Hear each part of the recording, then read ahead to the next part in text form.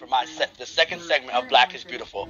Here at the Black is Beautiful broadcast, we center blackness, we lead with love, and we discuss issues around black identity, be it LGBT, be it black men, trans women, cis women, anything of that nature, and we just center blackness. So this started as a brainchild a few weeks ago of mine to do this and then to do this show.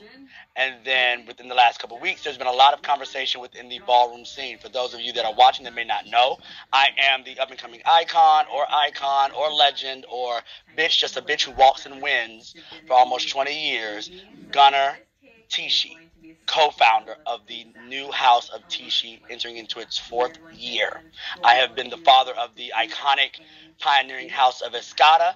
I have been a father of the iconic house of Milan, and now I am a co-founder of the house of Tishi.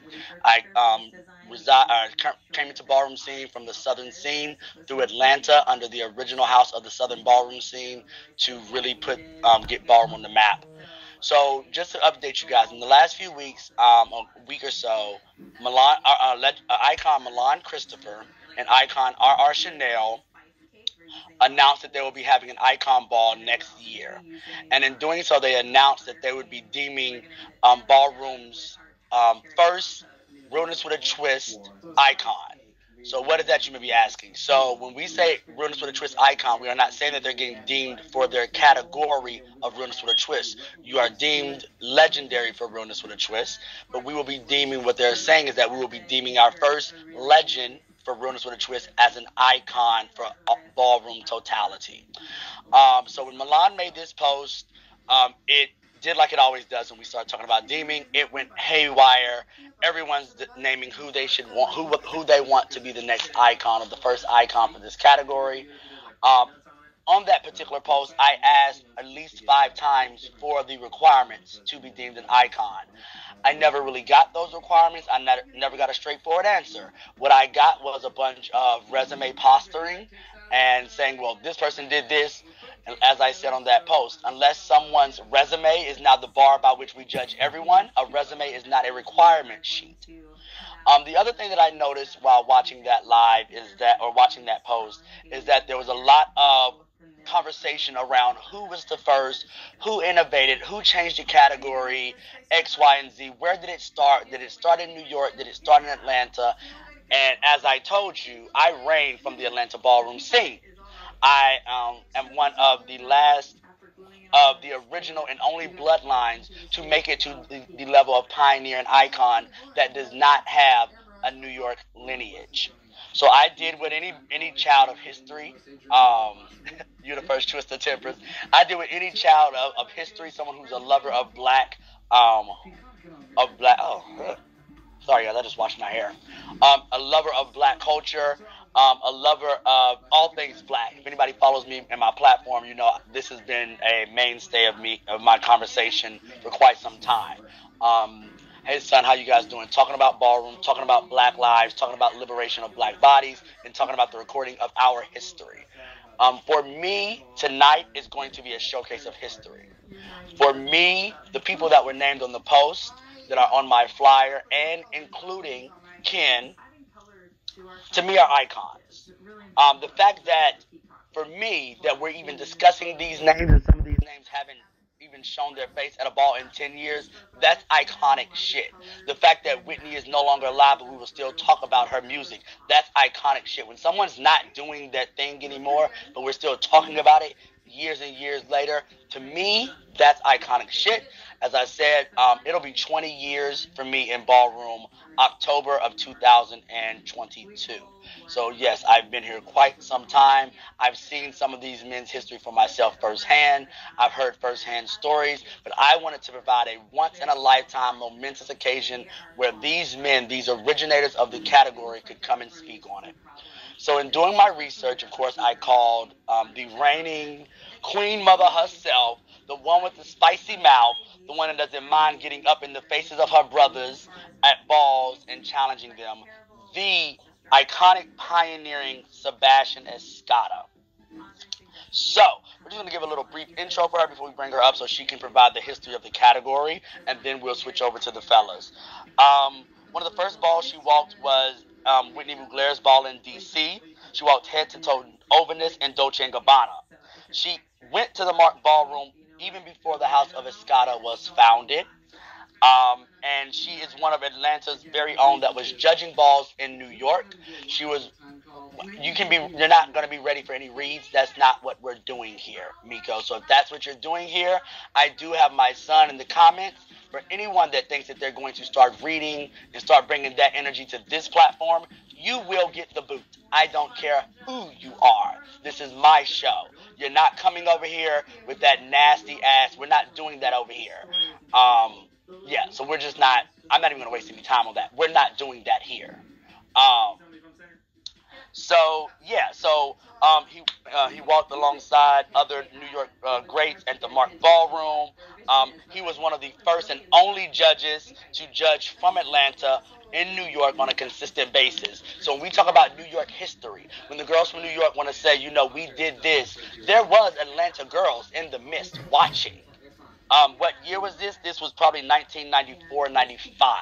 Well, I'm going to go ahead and bring up my grands, the icon, the pioneering, the second mother of the pioneering House of Escada, Sebastian Escada. Welcome. What's going on, Grands? How's it doing? Welcome to Bigo. Here. Your first time here, you're safe, you're good.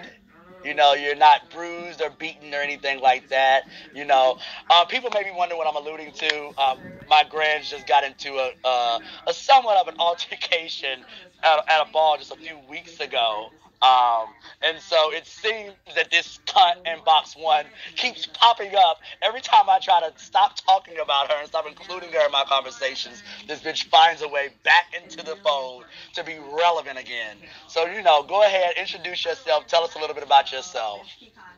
I'm Sebastian Escada. I'm the icon of the House of Escada.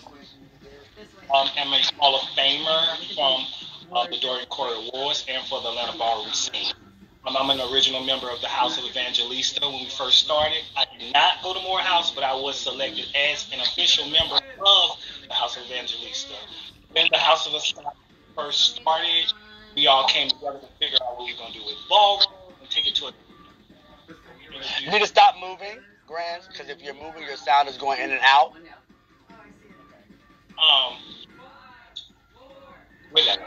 Sorry, Evangelista started the House of Escada. The House of Evangelista was already started. I was a member of the House of Evangelista. After that, we decided to become a ballroom walking house. And as we did that, we actually had to have some help from New York City, which at that time, I probably was, seeing Milan at the time. At Milan, I was definitely very, very resourceful in getting Andrew to come down and speak to us as one,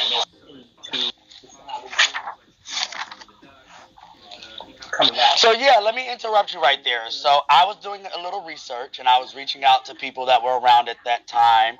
So let me make sure that I have this right. You had the House of Evangelista, which was, sort of like just a family. For anybody that doesn't know about the South was really big on families, pageant scene. And when my son comes up, New York, Ballroom, anybody that knows Ballroom knows we have mother of mothers. We talk about Avis, we talk about Pepper, we talk about Dorian, we talk about those girls in reverence, right? God rest their soul, they didn't live for a long time, but their impact and what they've done to Ballroom and how they laid the foundational groundwork, we consider them the mother of mothers. Well, I am here to tell you that Atlanta also has its mother of mothers. So when you talk about Atlanta ballroom history, when you talk about those early 90s, when you talk about the girls that were given these balls, you cannot leave out June Armani. You cannot leave out Shay Shay Chanel. And you cannot leave out Sebastian Escada, the iconic mothers of the Atlanta Southern ballroom scene, anything south of the Mason-Dixon. You cannot talk about ballroom and not talk about those girls. There are several girls on this panel. There are people that are going to come up tonight that are the birth children of them. We wouldn't be discussing this category if we didn't discuss the three mothers. And so, again, here on Black is Beautiful, I am working to get those three mothers to have their own very special panel and interview. So, in no particular order, I'm going to bring up Poofa Ray. He came out in around the year 2000. His mother is Milan Christopher. When he came out, he reigned from around 2000 2007 up until that point. Then he traveled from Chicago, started taking his show on the road. He was the first 1,000 winner, $1,000 winner. We have big prizes now for those watching. We have huge prizes now in Ballroom. You have $10,000 face, $5,000 face, realness, all of that. So this was the early stages of these big prizes. So at that time, to be someone who won $1,000 was a really big deal. And then he continued to walk, and he had runs, and he walked up until around 2015. And he reigns from the Midwest. Again, segue history break. Again, coming from an Atlanta bloodline, the Midwest, and coming from the Escada bloodline, the connection between the South and the North and the House of Escada is very crucial. In an early point of the history, you had the House of Escada out of Chicago and Detroit was a separate house than the one from the South. They came together. I got it. They came together at London's Ball Caligula in 2004, I believe, and that's when the houses joined. Prior to that, myself and other Escadas were traveling up to the Midwest with London, forging these relationships with Red Escada and these other icons from that era. And so from that, the birth child of that, so you want to talk about the impact of Southern ballroom history. The birth child of the marriage between these two dynasties, the Southern dynasty and the Midwest dynasty, birthed, in my opinion, OKI. You had the Kentuckiana area where they were getting groomed and led by Midwest leadership. And then you had the Southern girls traveling up to their very first balls, packing them out, giving the numbers. So you had these two areas coming together to forge an area that is now considered a mainstay in ballroom, which is OKI, which is Ohio, Kentucky, and Indiana. So that's a little bit of where Pooh comes from in this background. Next, I'm going to bring up is Dan Chanel. Dan Chanel came out around 96, 97. He was a Clark Atlanta student. He ended up meeting his people by way of his roommate situation. And, he had Mario and Keish Chanel were his gay parents. They didn't know what category to walk. As Sebastian explained earlier, we were still trying to, in this time, define hardcore categories. Like at this time, even in the New York ballroom scene, you would have like random categories. Bring it with lollipop hair. Like bring it with platform boots and a wild dress. You would just have these random categories that people walked, but it wasn't as formalized as it is today with realness, face, sex, iron, body, all of that. So anyway, so he's down here. He goes to his first ball. Tony Mustard, who was someone else I would bring up, and Shay Shay become his house parents. They teach him to Vogue. And then around 88, 89 is once the category was solidified. His rivals at the time were Turan and Black. He was OTA of 99, 2000, and first realness with a twist to win $500. At a ball that was given by, I want to make sure I have this right, Tony. Okay, see, I didn't know. I don't know. Oh, great, Ron. I would love to have you up and get the old Kentuckiana part of the history. I just know it from those early 2000s, the OKI part. So definitely want to touch bases with you and make sure that we get that full history as well. So it was my ball, Tony won. Okay, yeah, I'm sorry, guys. It was, look, literally I got notes for the last 4 days, so I'm trying to keep all these facts in my head, but we're going to bring these guys up to either confirm or deny the different things that I'm saying. Let's see. The other, next up I'm going to bring up is Duke. Duke was brought in 1996. He came in as a Mizrahi. He's from the Virginia area. He started out as realness. As most walkers of this category, especially in the early years, did. They started out walking realness, and then he went to he was at a ball. He was traveling to the south. Or no, I'm sorry. He was in Virginia, walking. Jack is his mother. And the story that he tells is that Jack went to the south, and while in the South saw this category realness with a twist, was really, really excited about it, and came back to Virginia and was like, son, I think we have a category for you. I think we have something for you to walk. It's this category called realness with a twist, right? So again, to me, that confirms the notion that this had to be a Southern thing, because again, here you have Jack traveling to the South as a commentator, coming back to Virginia, telling his son about this new category that he could walk. So how is it a New York category, but the New York people are being like surprised that it's becoming this big thing down in the South? Um, Ray Ray, Taifa, and Jack taught him how to Vogue. I'm sorry, Tony Ovanis. The first time he walked and won, he won against Tony Mugler, who was a schoolboy. He then moved to Atlanta with Al Torren. Shout out to the Angels, one of the original Escada walkers, Al Torren, Alrea, Alvando, Awan, those original girls who went to New York and made their name. And yeah, I think he said he believes that one of his first balls was the Freaknik ball that he won. He reigned for about a year, year and a half in Atlanta, and then he traveled. And one of the last balls he walked was around 0405 at the Pond Ball, I believe, and he walked against Mickey or Mikey Mugler. Another one of the panelists that we're going to bring up is, gosh, there's been so much talk around this man's name. You know him as your very first Winners with a Twist Hall of Famer from the Carolinas. It is Soda Pop Chanel. Um, Soda Pop started his ballroom career at around 96, 97. He was around 25 years old. He actually came to be part of the ballroom scene because through the Star family. A Pop 007. Okay, I'll have you guys come up and y'all get all this together. But he was brought into the ballroom scene through the Star family. Again, as I told you guys, in the South, pageantry and things of that nature was really, really big in the South. So some of the people that were already in the House of Chanel, in the House of Armani, and things of that nature, were his nieces and nephews vicariously through the House of Star.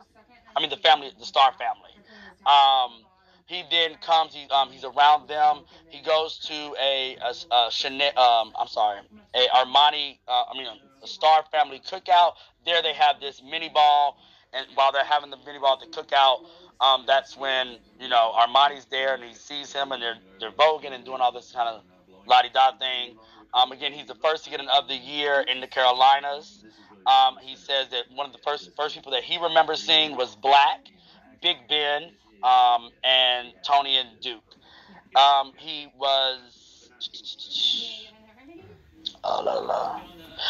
Also, another one of his notable things is that he was the first twister, under my research, to have a category in his namesake. And what that means is, and to have a category in your namesake, for those who are unfamiliar with ballroom, it's to have a category that says, bring it like this person.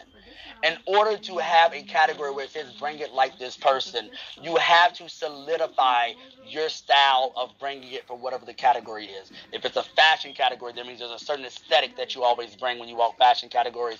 If it's a voguing category, that means there's a signature move or a certain style of vogue that you do, that someone can mimic. If you're a person who's all over the place, doing this, doing that, it's going to be hard to say, bring it like this person. There are no moments, as we call them in ballroom.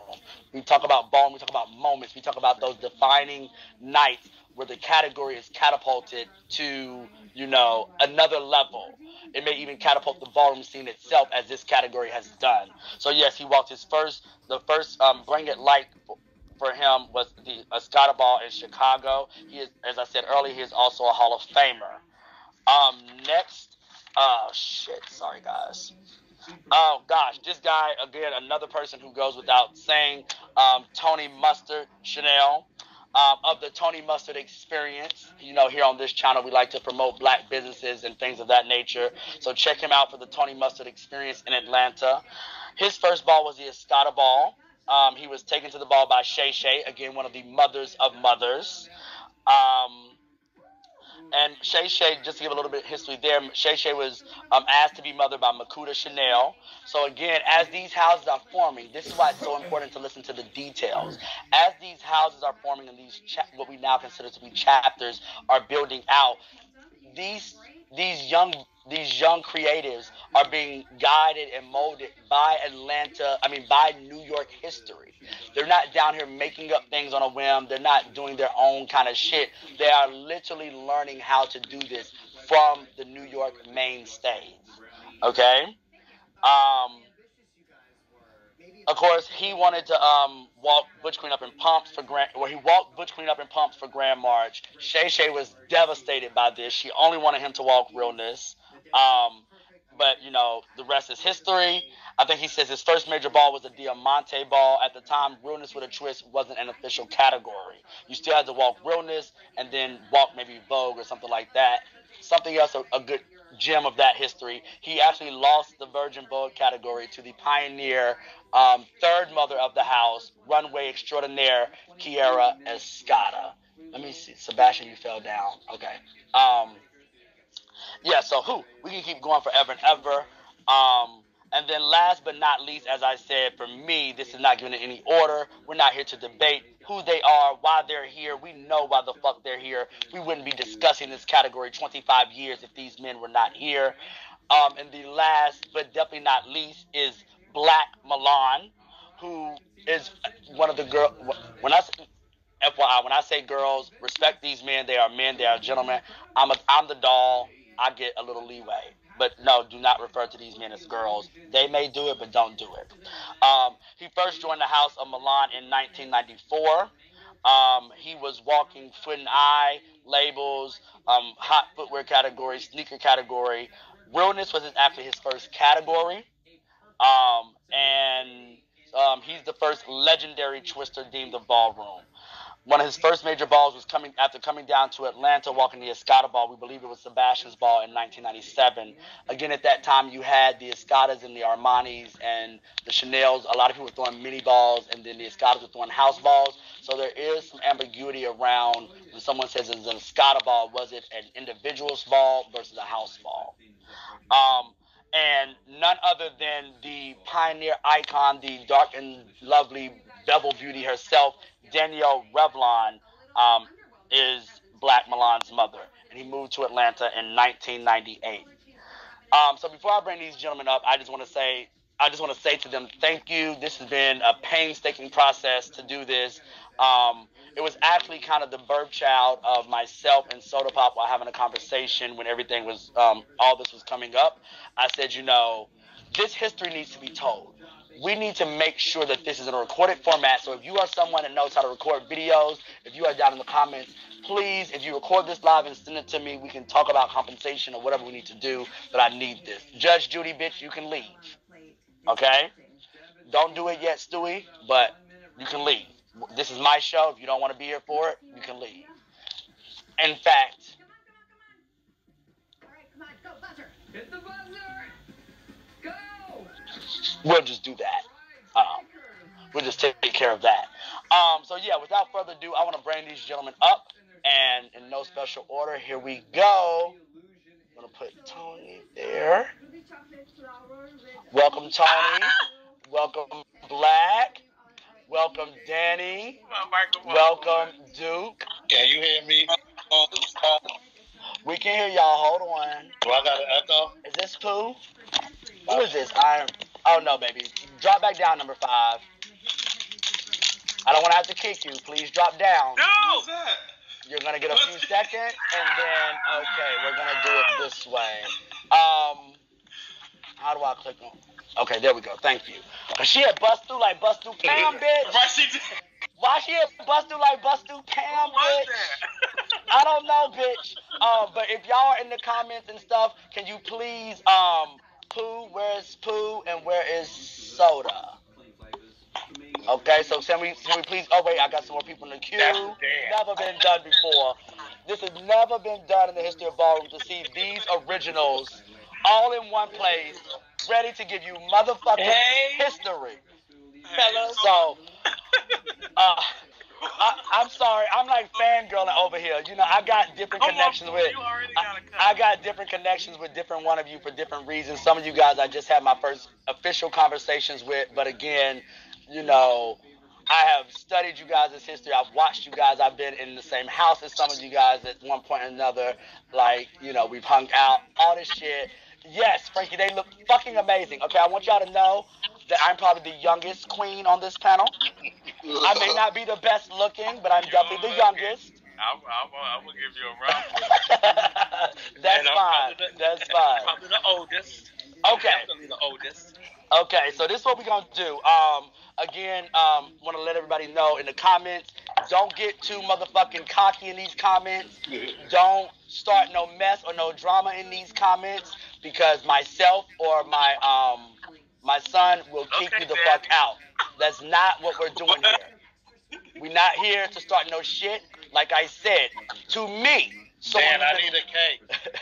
someone who's been hold on, guys.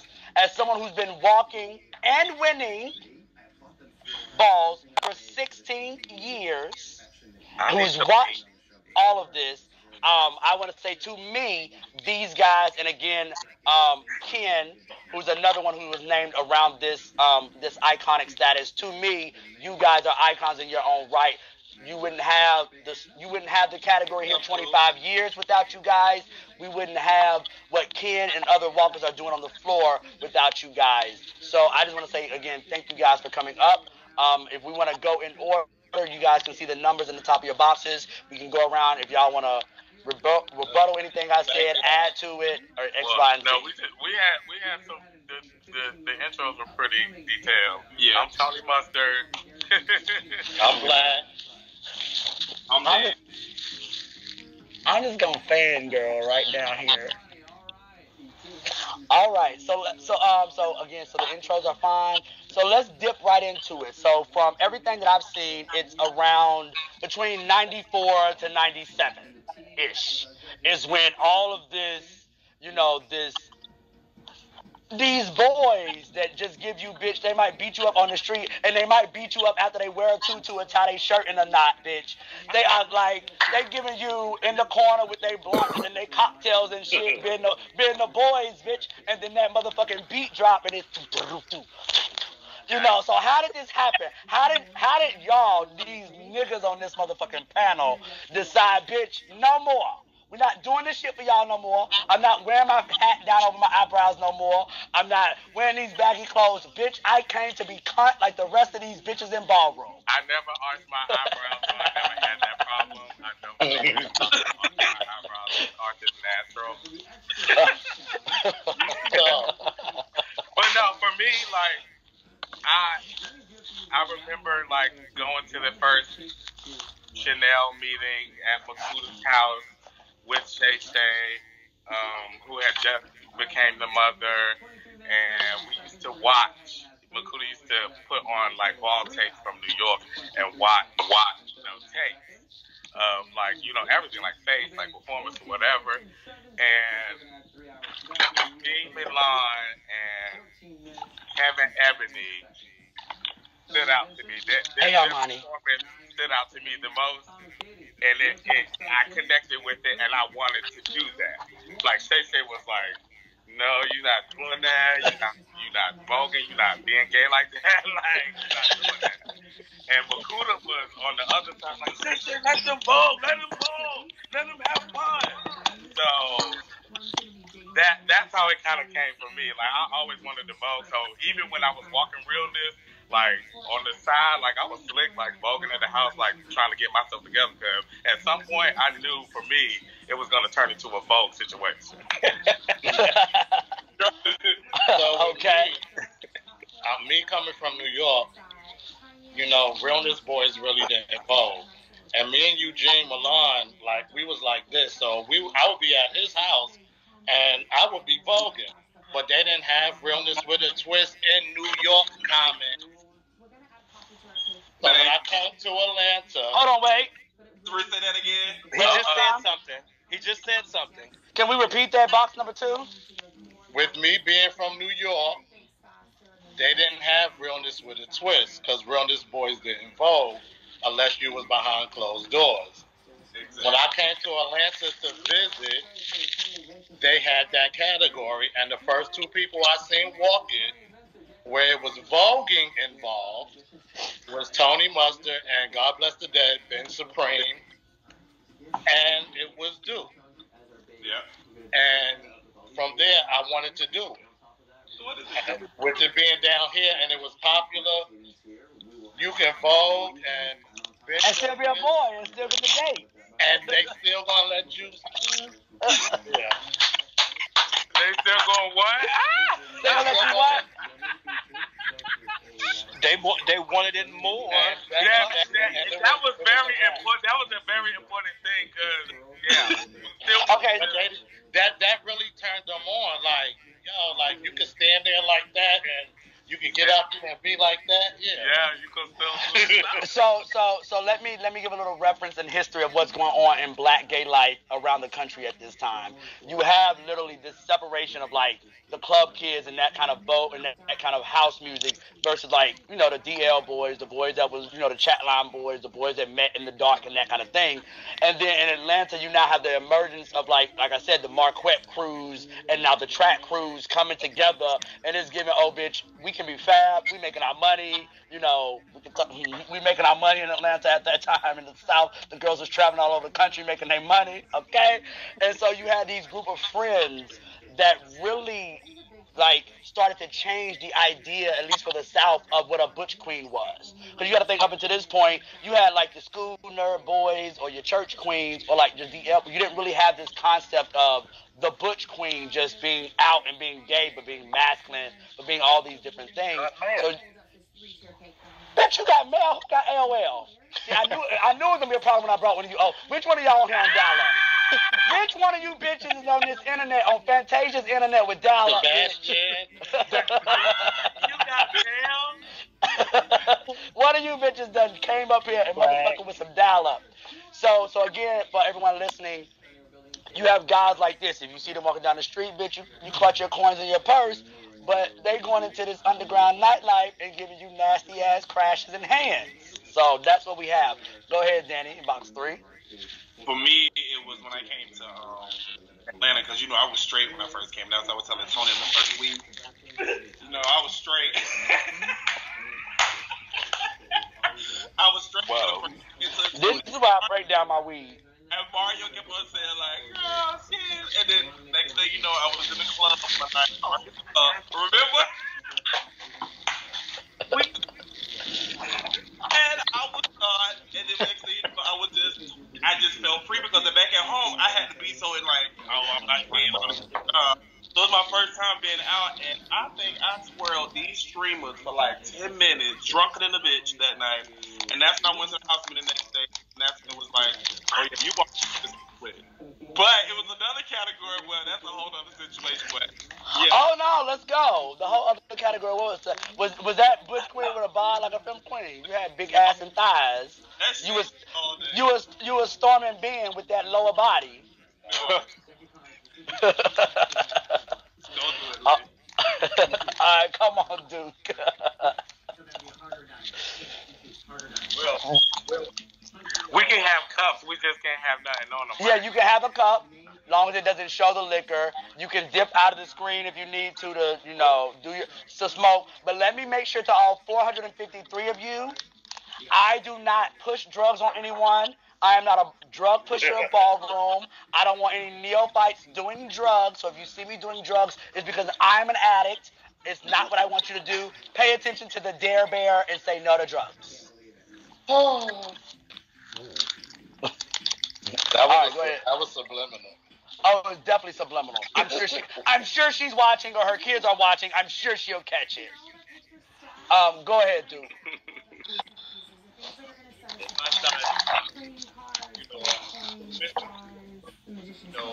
I can't hear Duke. Turn your volume up, or lean into the phone. I'm sorry, guys. You know, I'm trying to get these guys here. Bitch, Tony done came up. Tony done credit. Oh Lord, it's about to go. Let's go. Got it, Duke? Okay, well, yeah, I started in Virginia. I can't hear him. It's fading in and out. Do you have a wired headset?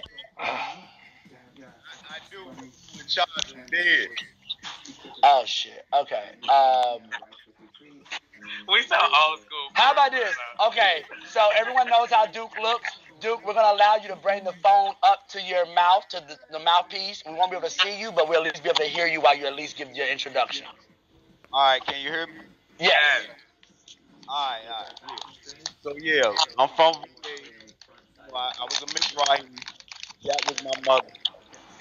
I always used to imitate Ray Ray and Taisha. I used to kind of tease them when they used to roll around the house all the time. I always knew how to dance.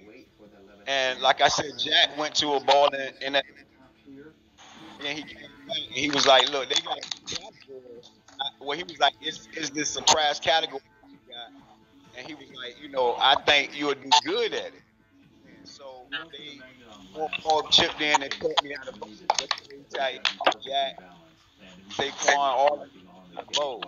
And I walked my first ball in Virginia. I won that. And once I won the first ball, I was on my way coming to Atlanta anyway with Alton. But when I got down there, I was in New Glare. And my first ball was, I think it was the Freak League ball. I can't really recall which ball it was, but it was one of the Freak League or ball. Somebody had a ball. But anyway, I ended up winning that. And it, Bogan for me. Can y'all hear me? Yeah. So Duke, look at the phone. Look at the screen. So what you're gonna want to do is not, you can't be out. You ain't gotta be out in your realness right now. We just need to hold the phone like cunt, like this. Hold it like cunt and talk just like this. Hold it. Give a bump, bump, bump, bump, bump. Hold it like cunt and talk like this. Gunner, you a mess. I know, a pickle. But I like the realness. I always like the realness. And I always like the realness category. Actually, a realness category, performance category. Always He's a mess. saying realness. Bogan, Bogan, I didn't do that good at Bogan. You should be able to switch over to verse two if you're a switcher. So try to keep it Bogan, but I don't know. I like it, but what I'm saying. I ain't that good at it no more. So my knees and shit, but it's all good. But yeah, I love.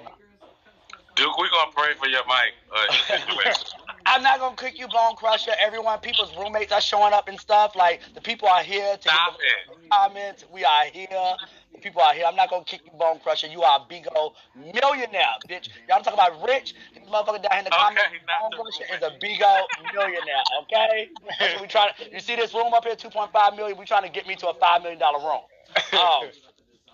So I heard something that I just want to reiterate. So for Duke, in case some of you couldn't really hear what he's saying, so for Duke, he really enjoyed the realness part. He loved the Vogue part because he was a dancer, but it really was for him a realness category where he wanted you to be, a boy. And he definitely had the hands of Taifa. Oh my God. No shade. He definitely had that. I seen it shaded. And Sanaya's catwalk. Dude, when you was walking against, I guess the person Mike with the white boots on. I seen that video today. I had the video that basically to the white shoes. Sorry. So Duke used to eat when Duke was the Duchess. Duke would go from Duke to Duchess. He was the uncog. Look. Every mother off-side. She was. Y'all hear that? For some of y'all that don't know, that's Pig Latin, so you had to be an old girl to even pick that up. See? Understand? Look. So next we're gonna pull up box 5 icon Pooh. I know him as Pooh Foray. He's been in other houses, but go ahead, Pooh. Tell us your Midwest story. Let us know who you are. I came out in 2000. I walked Virgil Vogue and I was a fighting cracker, so I ended up winning. And immediately Milan, I was like, who are you? So same thing for you, Pooh. Because you're doing a wireless thing. Yeah, this is the iPhone shit, y'all, with them iProducts. Maybe Okay. it's just here. So what's the last name you heard? No, we were hearing you. You were just starting to break up, so I wanted you to. Okay, well, I came out in 2000, and my first ball, I walked Virgin ball. It was a mini ball. And so back then, I was a firecracker. So I ended up winning that, and immediately Milan was like, that's my child. You know, I didn't even know who he was. He took me to my first ball. I ended up walking Doug Realness in Chicago. I forgot who ball it was. It was like in 2000. I didn't win, but I was successful. And so he was like, well, I need you to go to Atlanta. I need you to see Black Milan and Soda Pop. So those was the only two names I heard about when I came out. So I ended up going to Atlanta. My first ball was the Valentino ball. I didn't see either one of them here. I ended up winning, and the rest was history. I mean, I ended up traveling. My first time in New York was a latex ball in 06. I ended up winning that. You know, I was the first $1,000 winner for Realness with a Twist. So, I mean, like, you know, and it went on from there. And I keep hearing everybody in the comments, and they like, well, when you become legendary, why do you stop walking? I didn't stop walking when I became legendary. I kept it walking. My last ball was in 2015 in Atlanta. And I haven't walked since then. So that's basically my history. I had kept walking a little bit after I got my status as well, but hell, I had been in ballroom for God knows how long already. So yeah, I had stopped walking that shit. The fuck? I was never. Wait. Before we segue into status in that part of the conversation, we still have Soda Pop in the comment. Soda Pop to go, and I just want to say to Jiminy, Sebastian is not a twister. She's here because she's Mother Wop. From her wet vagina, these men's careers were birthed. Okay, she has a wide set puss. She has a wide set puss. Okay. They said it's shaped like the letter. Yeah. They said her vagina shaped like the letter T. That's not a Shaped like the letter T. Okay. Well, all right. Let's go ahead. Soda Pop. Come on, Grands. Okay. Can y'all hear me? Yes. Yeah, loud and clear. Okay. When I first came to Ballroom, I came to Ballroom through actually hanging around Sebastian and Eugene and Demetrius back in the day that on something that had something totally unrelated to do with Ballroom. Before Ballroom. Yeah, it was about It was about some money. Yeah, it was definitely about the money. So, you know, on these trips that we would be going places, you know what I'm saying, Eugene and Sebastian then would be in the room voguing down, and I'll be sitting over there looking around like, well, what the fuck is going on? However, I had an interest in it because I've always been a dancer. I mean, I don't know if any of y'all know about, like, the Continental and all that type of stuff, those big pageants and stuff like that. Well, my attachment to the Star family and what the Star family kind of represented was a talented family of people. And a lot of you that know anything about pageantry, if you go into looking it up, you'll see a star somewhere in something. But a lot of us that was behind the scenes were the ones that pushed the ones forward. Jasmine Brain. Everyone tap your screen. Tap your screen. Tap the blue bag on your screen. Thank y'all for the money.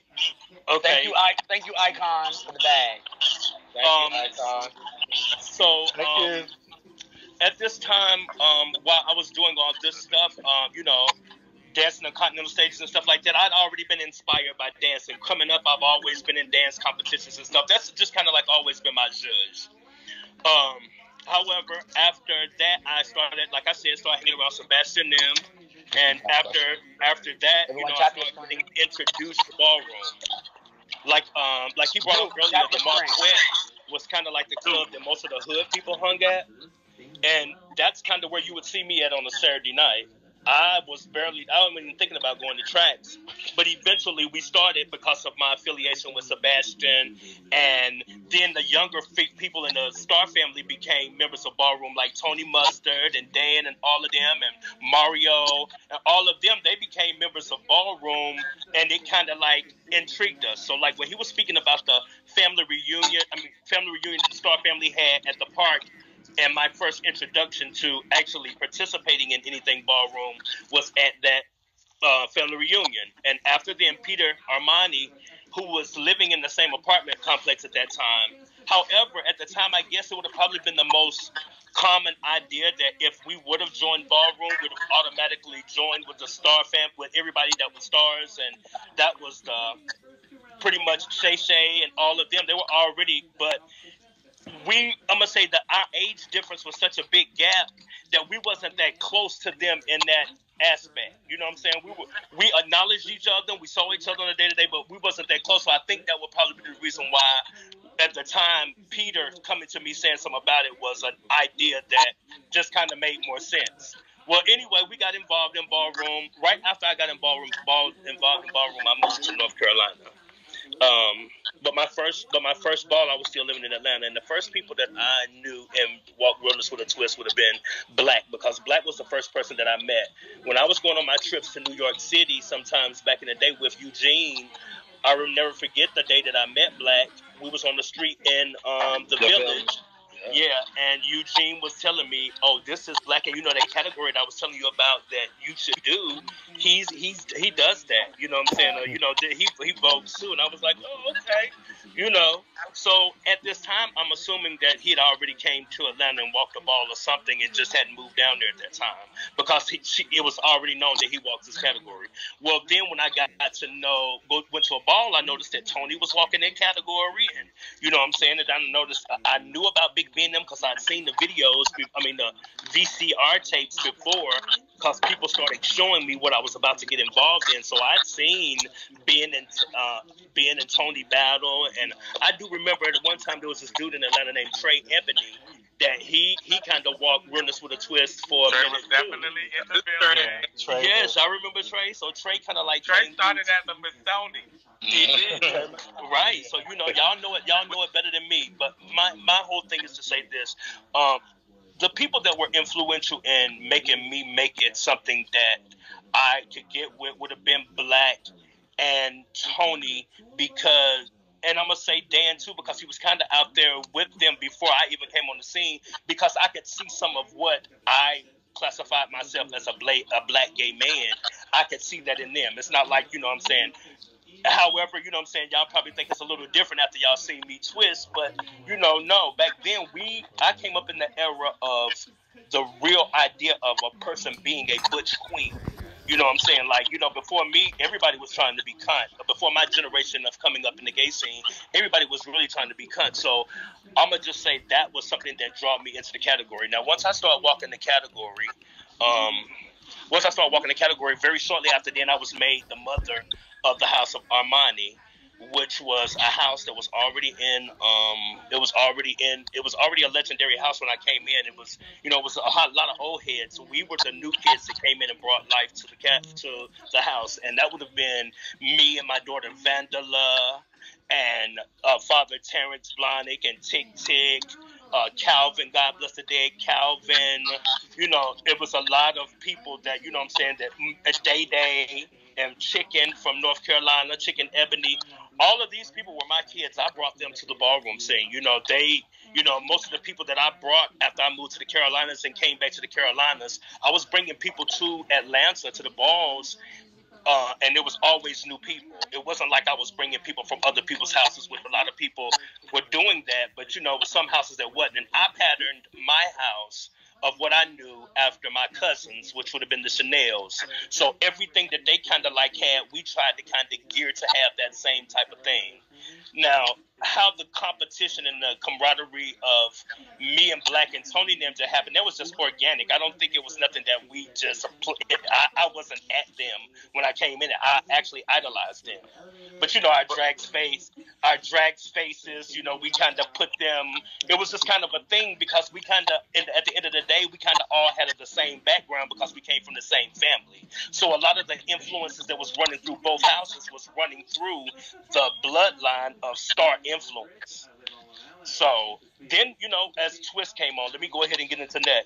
I started walking. Now, when I first got into the walking, you know what I'm saying, it was a different thing for me because it's a different type of level of confidence that you have to have in ballroom that you have to have on stage when you're dancing with a group of people. So I would always go to Black and Tony after balls was over with, and I'd be like, well, like, what do I need to work on? Or, how did y'all think I did? Because a lot of times we didn't walk on the same nights. You know what I'm saying? So, it kind of like went like that. But then, it got to the point, you know what I'm saying, where when it came down to awards and stuff like that, everybody was being awarded, you know what I'm saying, with their other years, and everybody was getting, was doing different things in different places, you know what I'm saying, and some at the same places and on the same floor. When it came down to status and stuff like that back in the day, that was something we never thought about. Like, I can't remember any of us, and we hung outside the ballroom. We hung in different places. I don't ever remember us having a conversation like, oh, bitch, I can't wait till we become and bitch, what kind of... It was really a camaraderie between all of us at that time. Right. And it's still, and wait a minute, let's clear this up. And it still the fuck is. You know what I'm saying? Everybody has a different memory.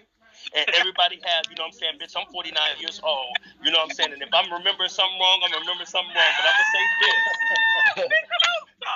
No, I'm not going to start because y'all all know how I feel about all of y'all.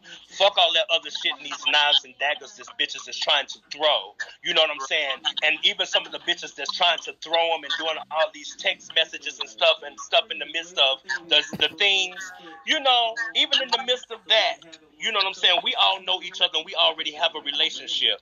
How we even almost allowed something to tarnish something that we created, and believe me, that was the plot. But the idea that we still showed up to tell our story. You know what I'm saying? And let me go ahead and add this to the story. Let's go ahead and jump into this, and then I'm going to let y'all go ahead and talk about this. This whole realness part of Realness with a Twist. Listen, Realness with a Twist was a category within itself. It was a realness category, not a Vogue Femme category. Thank you. None of us up here can ever say that we've been chopped for realness. Now, some of you other girls that's got all these smart-ass comments, tap your skin and look in the mirror. But just know, none of us have been chopped for that. We never had that problem. And you girls are getting y'all's life because, a lot of y'all are getting y'all's life because you come to a ball in a cunty effect for LSS. Then you're allowed to go put on contours and a whole lot of different things to get your tens for a category. It's not hard for you to be a cunty bitch for LSS and then come and put on a hat and a hoodie and all this. And we had to wear what we was wearing for realness to the ball. To the ball.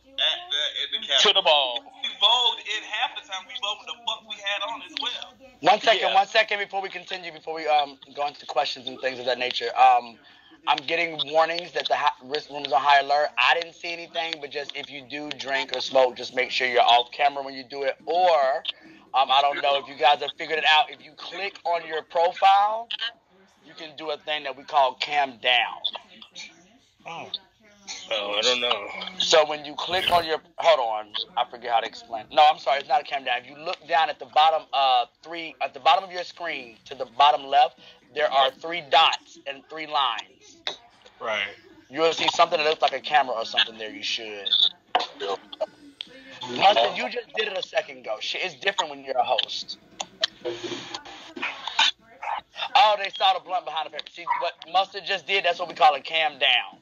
Oh, so it was me? Oh, shit. It might have been me, Bone Crusher.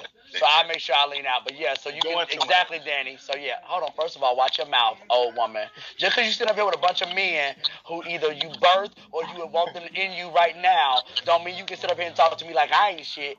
I just got to church. I don't know what you're talking about. We heard what happened to those cues, okay? Okay. So no, I just want to say thank you guys. So what? Just real quick again, what Soda Pop touched on is so true, guys. For me to pull this panel of guys, not only some of these guys didn't even have motherfucking Facebook, okay? They weren't even on social media at all. And so to do the work, to track these men down, to call them, to do these interviews, to get them to get on their Fantasia's dial-up internet, Duke, and, have conversations with me. It was a lot. And so, there was an incident that kind of happened yesterday. We're not really going to talk about it, but it kind of like started to, whatever. And I was like, no, guys, this is important. Ballroom needs this. Y'all deserve this. more than Ballroom needs this, y'all deserve to have this story told from y'all, not from me because what I heard, or not from this other person who's a grandchild or something like that. People are hearing these stories. Sometimes these are people's first time hearing these stories directly from the mouth of babes. Okay, and yes, y'all are babes. Okay, so oh gosh, I don't even know what to say.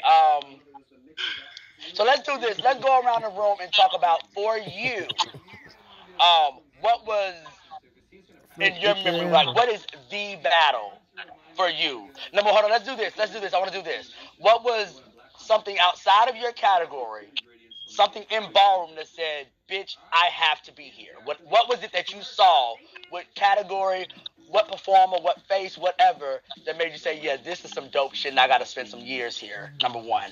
And then number two, what battle did you have that you feel, whether you won or lost, it was like your moment? It's one of those things that you think about when you think about Ballroom. Oh, my favorite moment for me was the weekend of the Nike Pavilion Ball. The Ebony's had that ball at the Nike Pavilion, and Ben had beat me again for a twist because he landed in a dip. He landed on me in a dip on the 1,300. Hold on a second. Pooh, I'm gonna mute you for a second. Tap your screen when you want to come back because you're moving your phone. It's making noise. Okay, go ahead. Go ahead. So told y'all I have the power of the mute, so we're gonna keep it cute. I have the power of the mute. We're gonna keep it cute. Let's go. So after I lost that Ebony ball at the Nike Pavilion, Armani was having a little mini balls at tracks, and it was an open to all performance.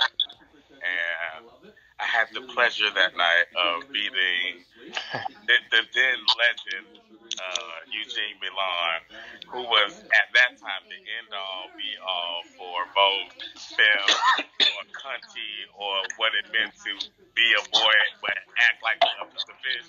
Like he was it. So completely. That was a defining moment in my ball walking career for me. All right, and the other question was, outside of your category, what category or what particular night or event, besides, again, having fun walking yourself, but really drew your interest and kept you in Ballroom? It was really just the energy of it all. Like I kind of was just here for it from the beginning. Like with Shay, because Shay, like we were so close. Like Shay knew the most about it because I think she was like Mother Finesse before. Like she had already done her house or something, so she already knew. So she was giving this huff, this rah energy about it, and it was just like, that's what we were. We was like 19, like, so we was like rah, like, oh, you want to do it? Let's do it. So that's what kept me doing it. And thank you, Bone Crusher. And so that's what kept me doing it. And like after you got in there, you got your feet wet, and you felt that adulation, and people would, strange people would come up to you ain't never met and be like, oh, you turned it, or you did this and did that, and that shit just felt good. So with me, I never had been to a ball. I didn't know what a ball was before I even got in the House of Milan. Like, I got in the House of Milan on the strength of... Okay, so before I came out, I used to jump double dutch, and I used to jump professional double dutch. Oh wait, no. I remember that. No, I have traveled the world. Yes, you have. I've been around the world. I've done professional double dutch. There was another Milan can I guy say that used to something? do it. That's all Milan. Yeah. I hope y'all take it. We was on the Cosby Show. Cosby Show. I We was remember. on so check, do the research. Do the research. So the Milans was in the Village one night, and the night the episode aired, me and my best friend, who I was on the team with, we went to the Village, and they seen us. And back then, that's when it was about, like being fab. Like it had to be something about you to get in the House of Milan. Like you just wasn't getting Oh, in the house. definitely. Nobody, Definitely. it wasn't like that. You just couldn't get in there. It had to be It was something very about exclusive. you, and that's what it was for me. When I went to a ball, what made me say I had to be here was to see the Milans dominate a building. We will never experience the House of Milan. We will never get that experience again. And I'm done with it. As you know, I didn't experience Milan at that time, but as a person who was a Milan and hearing those stories and getting that history, I can tell you the 5 or 6 years I was a Milan before co-founding Tishi, it was like chasing that initial high, trying to get back to what that energy was, and you can do all the practices, you can buy every effect, you can do all of that, and just trying to get back to that New York legacy of Milan. It was very special. Definitely.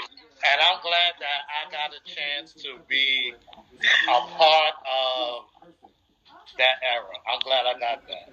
It's the Double Dutch for me and the Cosby shows. We're gonna find. They can pull me up on YouTube. We're definitely gonna find research and I have done Nike commercials, LA Gear commercials. Yeah, she worldwide. The premium comments are saying it's definitely the Double Dutch for me. I'm stuck in the Double Dutch. We are going to start calling you the iconic Double Dutch Milan. Thank you. Worldwide. And when I moved to Atlanta, before I even moved to Atlanta, I had a special relationship with Miss Sebastian. Like, that was my Sebastian, you're... Okay, Danny, I was all over the place. Don't be giving Miss Wide Put. I told you. It did a lot. If you ever had father attached to your name, you probably had her attached to your. Yikes. I kept the dream alive. Sebastian, you so little. How you was doing all that? It's a deep, wide set vagina shaped like the letter T. All right, same thing, Danny. Like, what would you be like as one of your highlights, your battles, your moments? One of my highlights for me was when it was at Stewart Ball on Cheshire Bridge when he had the iconic panel when he had like well, David was on the panel. It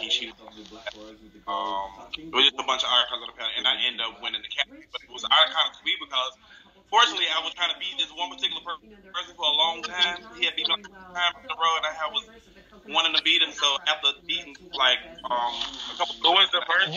You gonna have to hold the phone like cunts too. I'm gonna need you to bend that wrist. I know it ain't bent in a while. We're gonna hold the phone like cunts. How about I just do this? This cause y'all got all these Obama phones and this dial-up internet. I got Verizon. You better not. She on a It's probably cake batter. It's probably cake batter on in the phone. It probably got cake batter in the cream. Go ahead, Dan. Go ahead, Dan. But no, the night that I beat Black at this ball on Cheshire Bridge was a highlight for me because I was trying to beat his ass for the longest. He was one of the only ones that I did not beat. And so when I beat him that night, that was just it for me, and it kind of made me like, okay, I'm good. And that was in that same year I won Realness with a Twist of the Year, so that was like a highlight. Damn, weren't you the first Realness with a Twist of the year? Yeah, I was the very first Realness Twist of the year. So. Even before me. Oh my God, I thought you got it first. No, Dan got it because they never had it as an actual of the year reward or award. And that year, until that year that he had been walking for the and winning. They would do it. She probably was having somebody, and they said, probably only talking to Oak Tree Mom. No, she probably was having Sebastian. She's sitting in box 8, bitch. That's what he was having. Who was it? Because he probably got, I guarantee you, he probably got his of the year at an Escada Ball MLK weekend presented by this hoe in box 8. She got a WAP too, though. Oh, yeah. You know, every once in a while, bitches pump purses behind closed doors. She ain't walking like that. She ain't that kind of wife. I'm about to do a Nene on y'all ass. I'm about to put the camera down. Go ahead, y'all. What made me want to see ballrooms was Tony them. When I first moved to Atlanta, it was like the family aspect of it. And then it was like, shit, my family. And then when we walked in the club, it was like it was a whole bunch of us, and then it just felt good to be around people that, you know, generally loved each other. You know what I'm saying? And like it was down for you or whatever. And just like the different camaraderies with, you know what I'm saying, with Black and Tika, you know, everybody up in the. And people in just different houses, period, because it was more like a family opposed to just house. You know what I'm saying? Different people in different houses was part of our family too. So, you know. And you know what? I learned to be more nice when I moved to Atlanta because I realized like it was more of a family throughout everybody after the ball. In New York, I was taught to be very like, like girl, she's not our girlfriend. It was the getting in the club without waiting in the line for me. Look, I got a whole story about that, but let's keep it moving. Come on, Duke. Now, Duke, remember how to use the phone?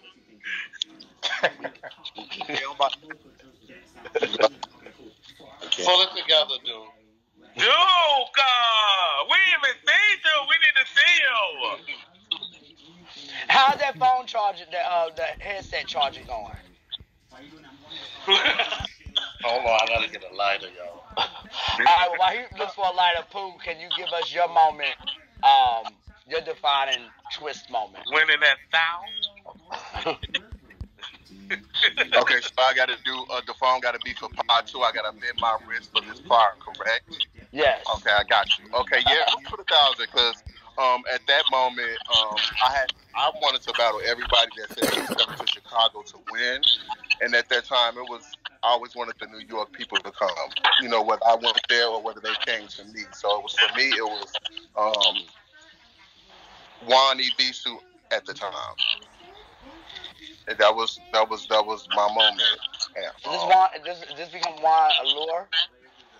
Juan from Jersey. Okay, got you. Okay. Yeah, now I really hit his name, but that was my moment. It was him, and it was everybody from the East Coast. I just wanted. Yeah. Can I ask a question? No. What year was the what year did you win the 1,000? 2005. Okay. Why? I just wanted to see how long it took, because that was the first time that it was for that much money.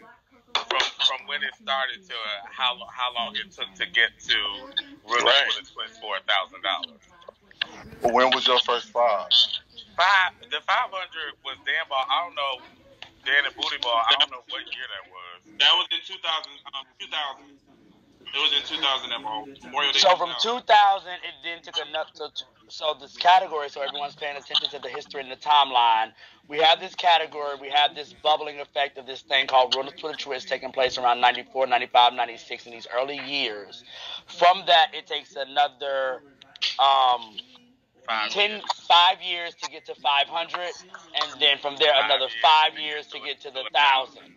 So when you talk about, for those that are listening that may not know Ballroom, when you talk about deeming someone for legend and icon, we've heard a lot of timelines of what it takes and things of that nature. But in a category that's just starting off, that takes 5 years to get to a 500, another 5 years to get to 1,000.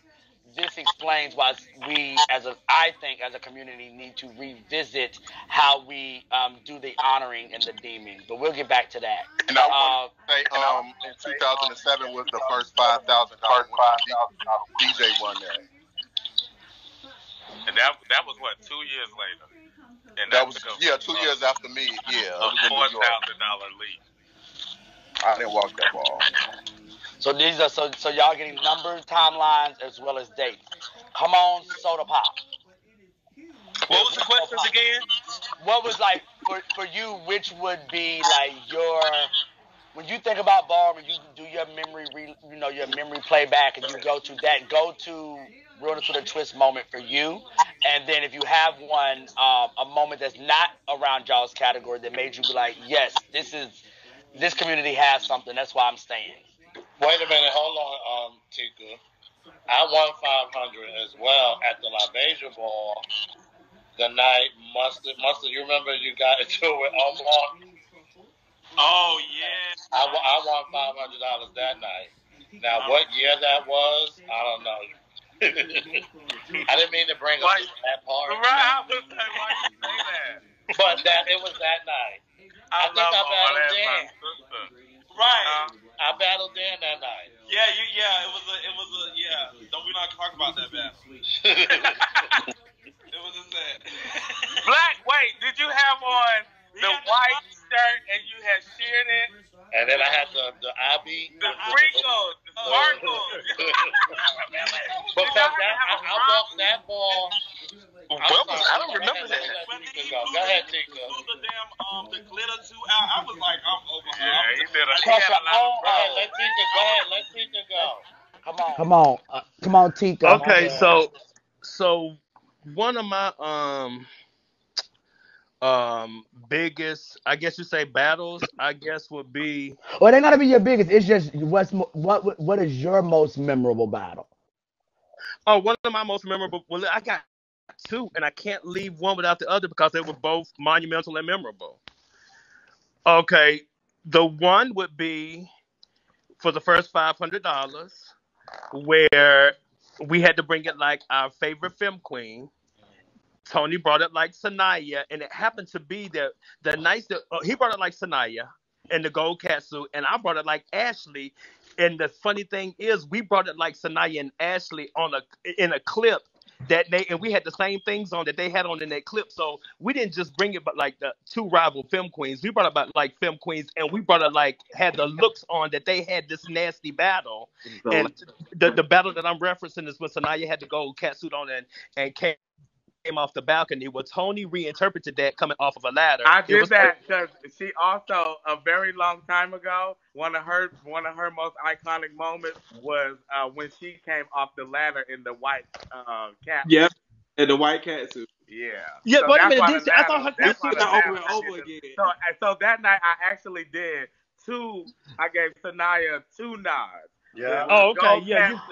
So how was these bodies looking in these cat suits? Oh, well, we was thick. We cornbread fed and macaroni and cheese and tater salad living. So, baby, my body was food.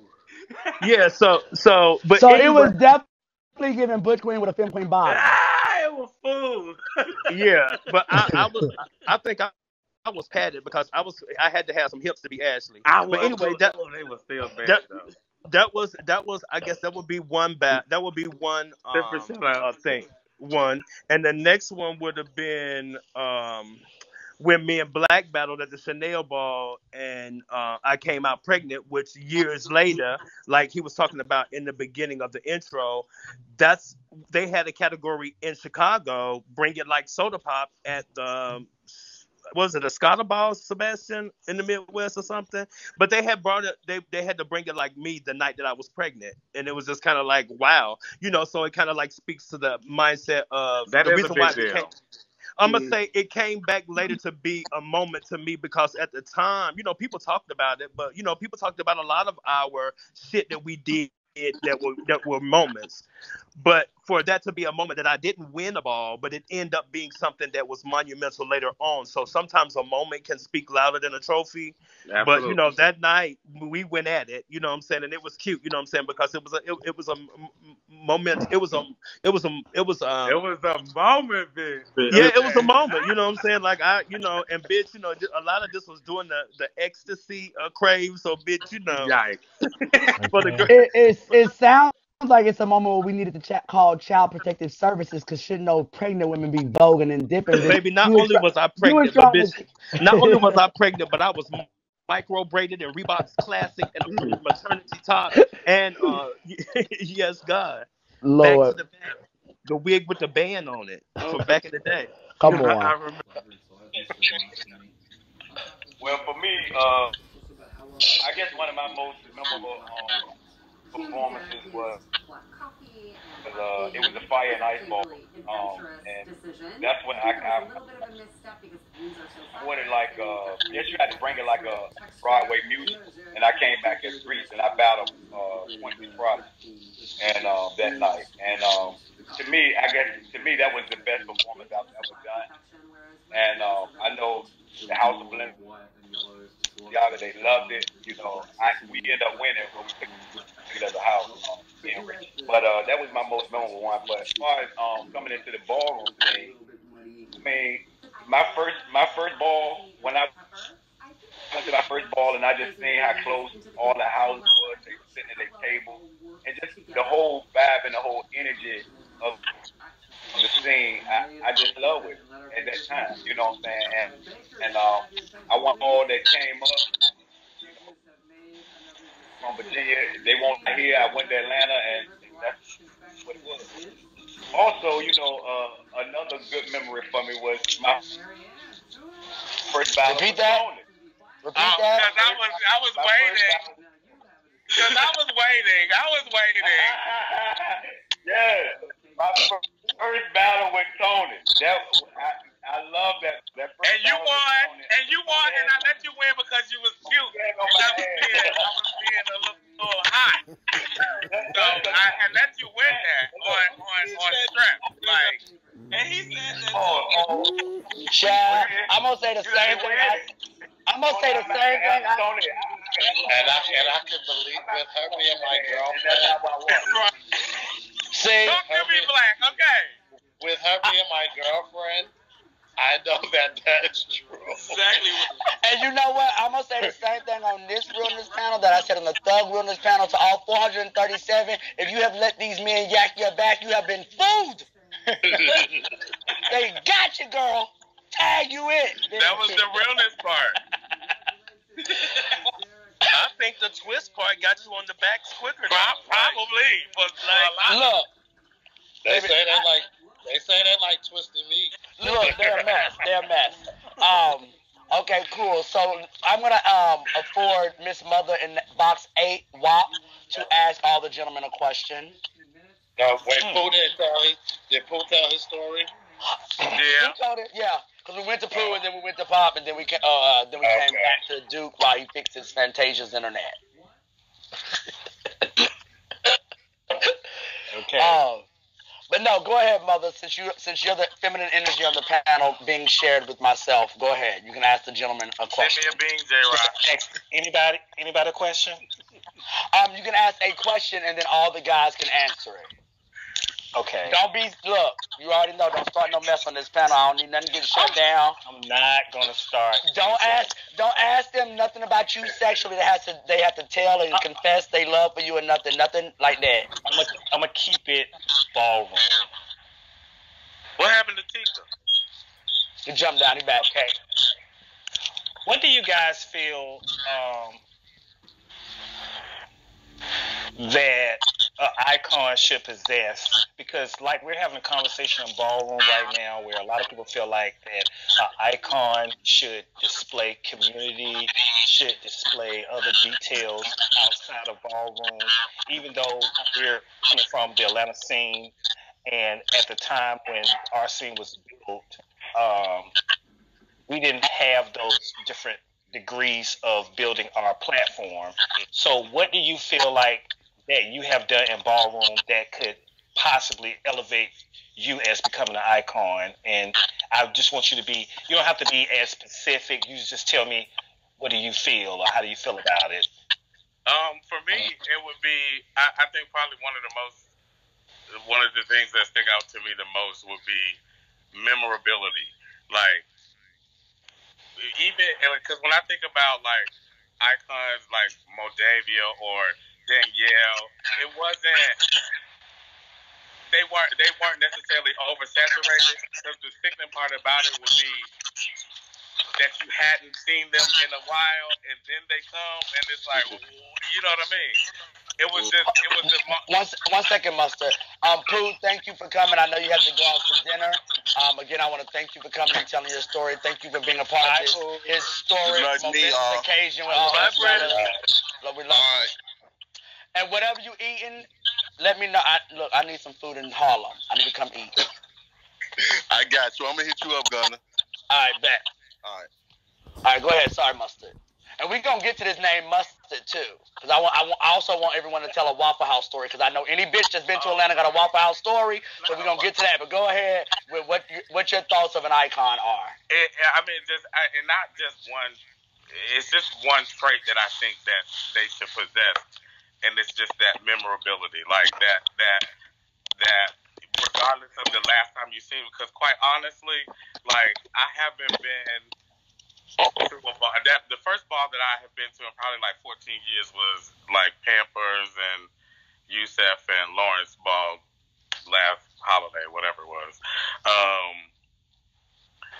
And for me not to have been in a ball or, you know, and then this subject come up and they can remember my name without me having to say anything, I think that is part of what makes you an icon. It's just that memorability, whether you were still in it right in that moment. I'm going to piggyback off and say memorability as well. And I'm going to go with originators. Like how you going to skip over originators? Because if it wasn't for a lot of us that's on this panel, niggas wouldn't be able to do what they're doing now. Even though the category is not how it was when we was doing it, they wouldn't be able to do that. So I'm going to go with originators. Danny?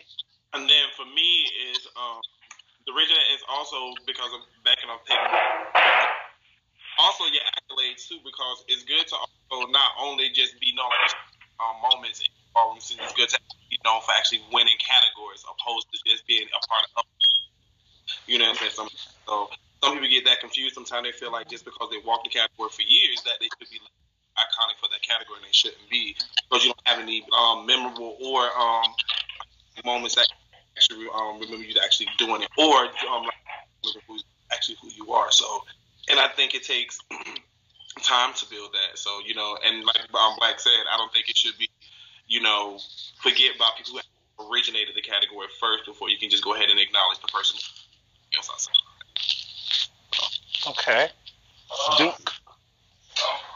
Yeah, because I was going to piggyback off of Tony and Black and basically say, you know, it is memory.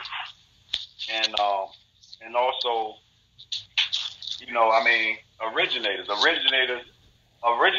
category should never be overlooked. Even, I don't care if they walk that category for a year, and then after a year they didn't walk it no more.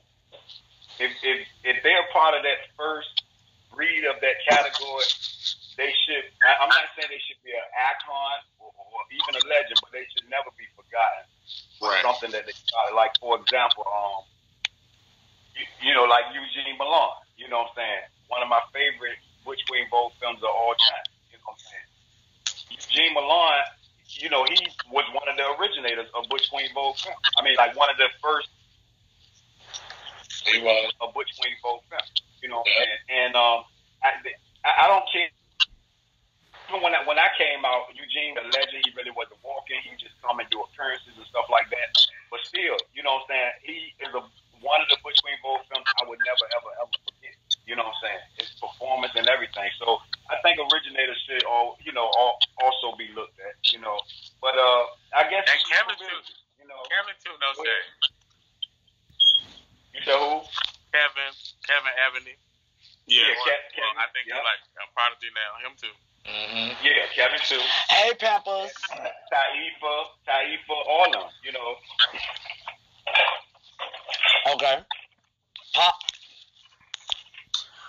Oh, well, I agree with everything that all of them said, because at the end of the day, I'm going to say originality more than anything. And I'm going to also say you got to have... touch the screen. Tap you got the screen. You got to also have accomplishments, awards, and rewards on your name. You got to have those things because, you know, well, I'm going to say you have to have those things according to what they're saying to become a legend, because I feel like that's when you've proven your point. Anything else that adds to that legacy, I think you should you should also have in your ingredients. You should have legends that you've birthed. You should have a connection to ballroom when it comes down to whether you're there or not.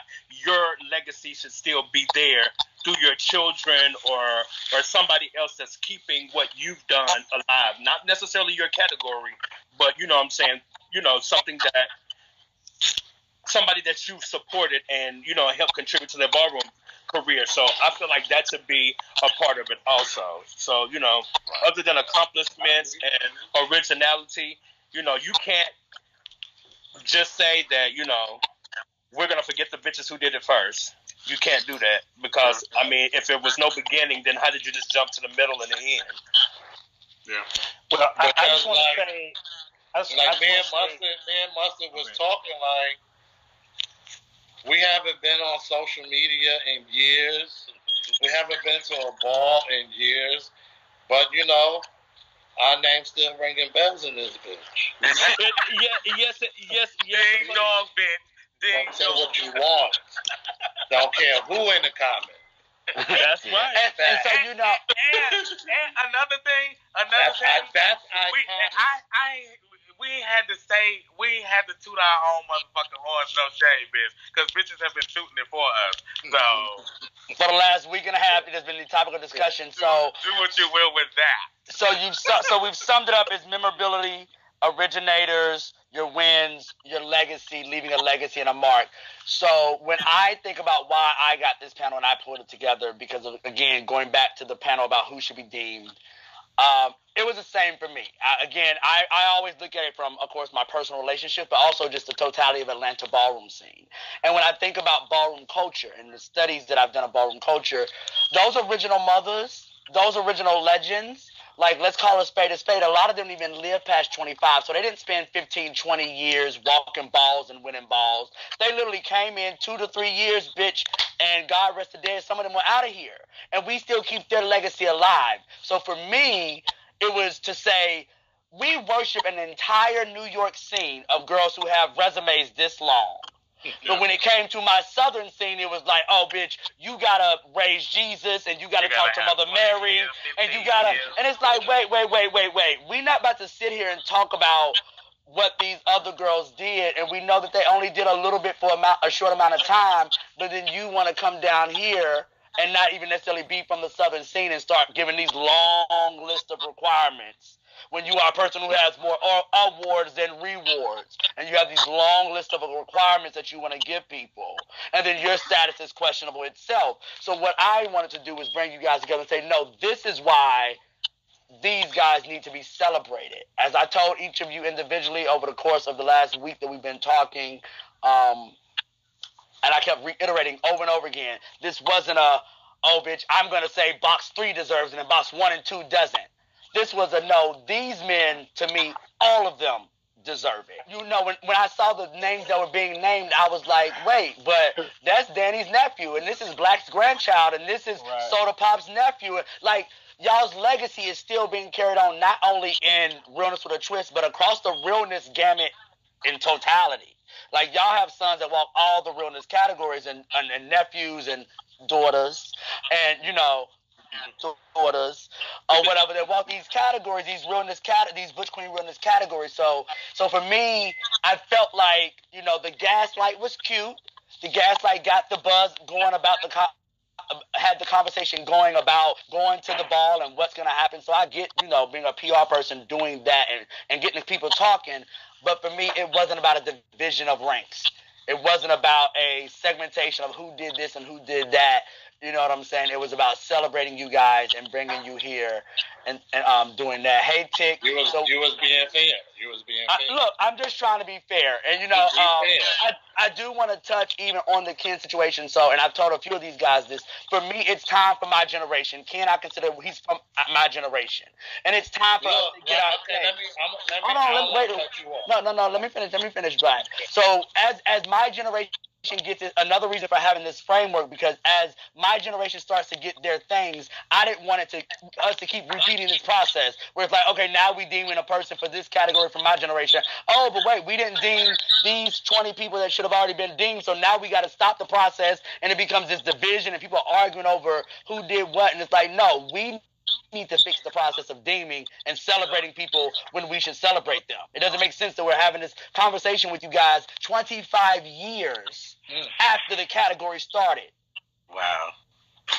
This is That's 25 funny. years in the making, and we're just now getting to this conversation about what the fuck y'all did and why y'all are relevant. And that is the hottest category in ballroom scene, because when they call twist, the line is always Out the door. 75 people. Out the door. But why is that? Because we paved the way. kids Because on we this made it panel. the fuck hot. It's no shame. Because of us. So with that being Because they said, wasn't even putting it on a category. They wasn't. And they wouldn't even put it on the flyer. They wasn't. So let's talk about this. Let's talk about this. Call and beg them to put it on. Like. Let's talk about this.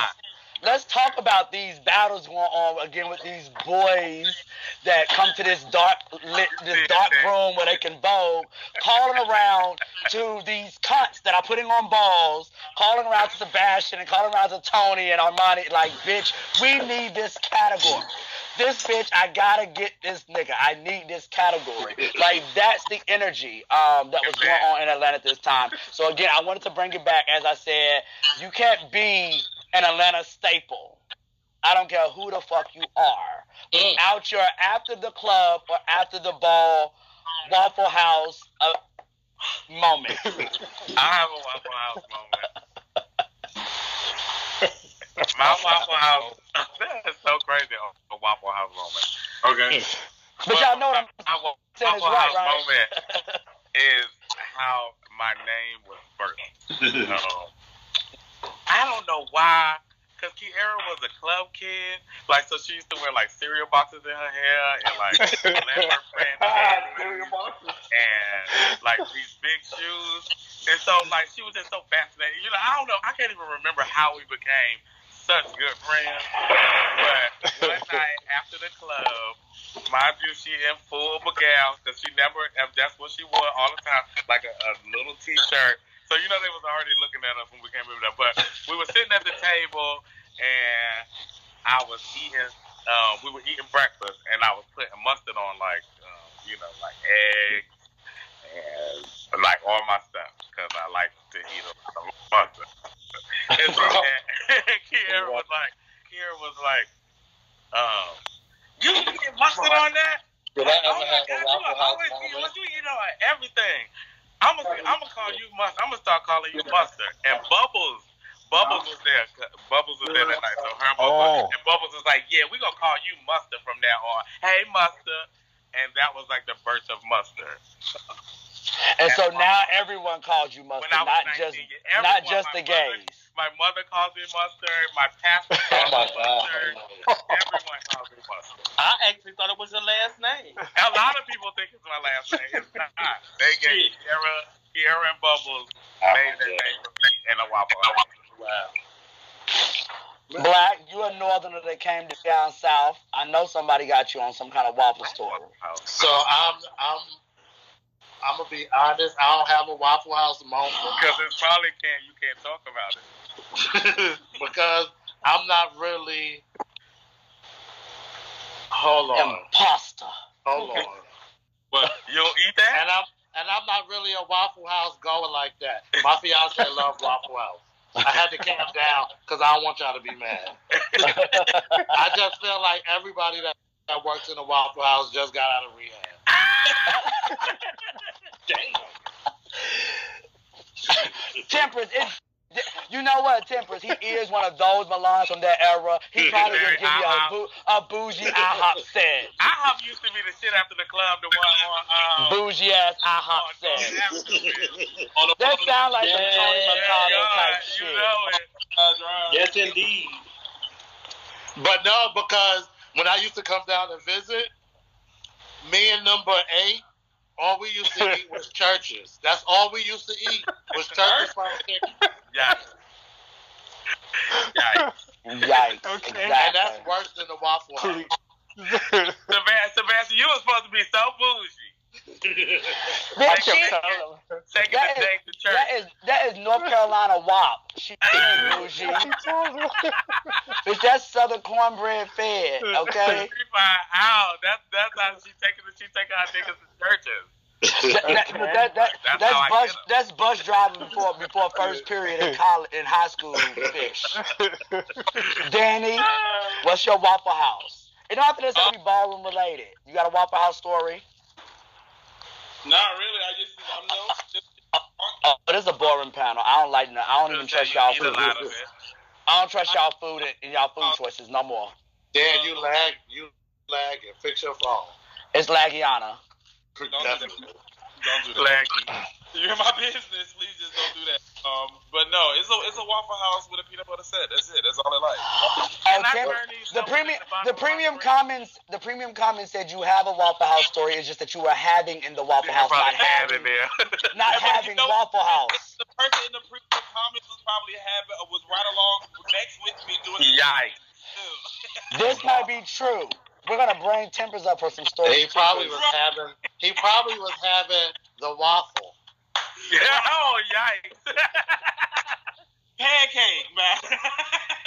Pancake battle. A little mocha. Duke, are you with us? Hold on, let me turn your mic back on because you was giving us. Hold on, wait. Fell asleep. No, he was giving us all back. Sitting up. He was the eyes open. But no, I don't We can't hear you, dude. I don't have no Waffle House story. Y'all can't. Can you hear me? Yeah, we hear I you. used to live here too. Yeah, I don't have no Waffle House moment, but I do have a JR Cricket moment. Yes, That's another Atlanta staple. So speaking of, before we go to Soda Pop, so tell me this, because as someone who made my namesake in Atlanta, it's something about people who want us to take them to the fucking, what was the restaurant that's right by the BP? The Varsity. Y'all like that? None of us. But then you hate when people. But then you hate when people would come down here and ask you to take you there. You be like, bitch. Bitch, I'm going to that nasty. Don't nobody want that nasty ass They have oily the best food. onion rings. And the motherfucking orange drink is awesome. All the presidents. Bill Clinton went there. All the presidents. They from Arkansas. They like that kind of. They like. Damn, am I the only bitch in here that's from Atlanta? Yeah. Maybe. I'm about Grady, baby. I'm from Atlanta, and the Varsity is a fucking Atlanta staple. Y'all will not do. It is. Let me tell you, the Varsity is late. You wanna know why the Varsity is late, bitch? The Varsity is not late. Let me tell you why the Varsity is late. Let me tell you why the Varsity is late. Because the Varsity will be closed down. We would pull up and park in that motherfucking parking lot to go to Loretta's, and they would try to tow us. It's like, bitch, the restaurant is shut down, bitch. Why are you policing in the parking lot? But baby, time they go in there to make them onion rings. But baby, MLK weekend or Labor Day weekend, that parking lot was thick, baby. That was the parking lot, okay? Pop, do you have one? Do you have a Waffle House store? You from North? Well, you know, I just like to eat, so I don't think I done did that as eat. So I don't have no spectacular story about the Waffle House. Feed the shake. Yeah. Now, if you ask me about any of the various soul food spots in Atlanta, and I can break you all the way down from the beautiful all the way over to 285 That's West, the beautiful, bitch. all the way, yes, to Wayne's and all of that. He said 285 West. Trixie, I need you to press the button in the bottom right-hand corner that says join. Trixie don't know how to do it. Oh my God, my penis. This is like Trixie in bed. Girl, Trixie, I know you're in bed, but you're going to come up here in a minute because I want you to ask these guys a question. Because Sebastian, Temperance, Trixie. Girl, hold on. Because Trixie's on her way to you bitches know the tea on these boys that been topping the girls. So I need y'all to get in deep and ask some good questions. Give the people what they want. They want to know some shit, Tempers, and I know you know some shit about these boys. So ask some questions they can't lie about. Ask Don't ask no motherfucking questions. You play in my clothes, bitch. What Obama say? Don't ask, don't tell. But we asking and telling, Tempers. Come Yo, on, my clothes, my dresses and stuff used to be stretched out when I was like, I definitely was trying on the South. Used to be like, I definitely had on pieces. I definitely did. I used to get in her clothes and drink beer. Yeah. That bitch had me drinking 40. I thought I was temperate. I was Barry said so they wasn't form fitting no more. They wasn't form fitting, but they was form fitting me though. So, Temperance, you have this opportunity to do something for everyone that's watching. You know, ask a good question for all the fellas. One question that everyone can answer. You know, not too messy, but you know, give us something. We don't care about their favorite fucking cereal, bitch. We don't care what their favorite color is. We want something. Give us something. What, like the tea? Like on each? Like what? Like no, just one question. One question. One question they all can answer. Okay, I got a question. Hold on, can y'all get me off zero, please? Thank you. I got. Well, you wasn't on. I got a question for all of y'all. I want from one to all of y'all go around. I want to know, like, thank you. Y'all get my actually do you like? I feel like. Who do you see as, if it wasn't you, it would be them? Like, you know, they are, in your eyes, they are the Alpha Civic Omega. You know what I'm saying? Like, everybody played a role. There's a significance.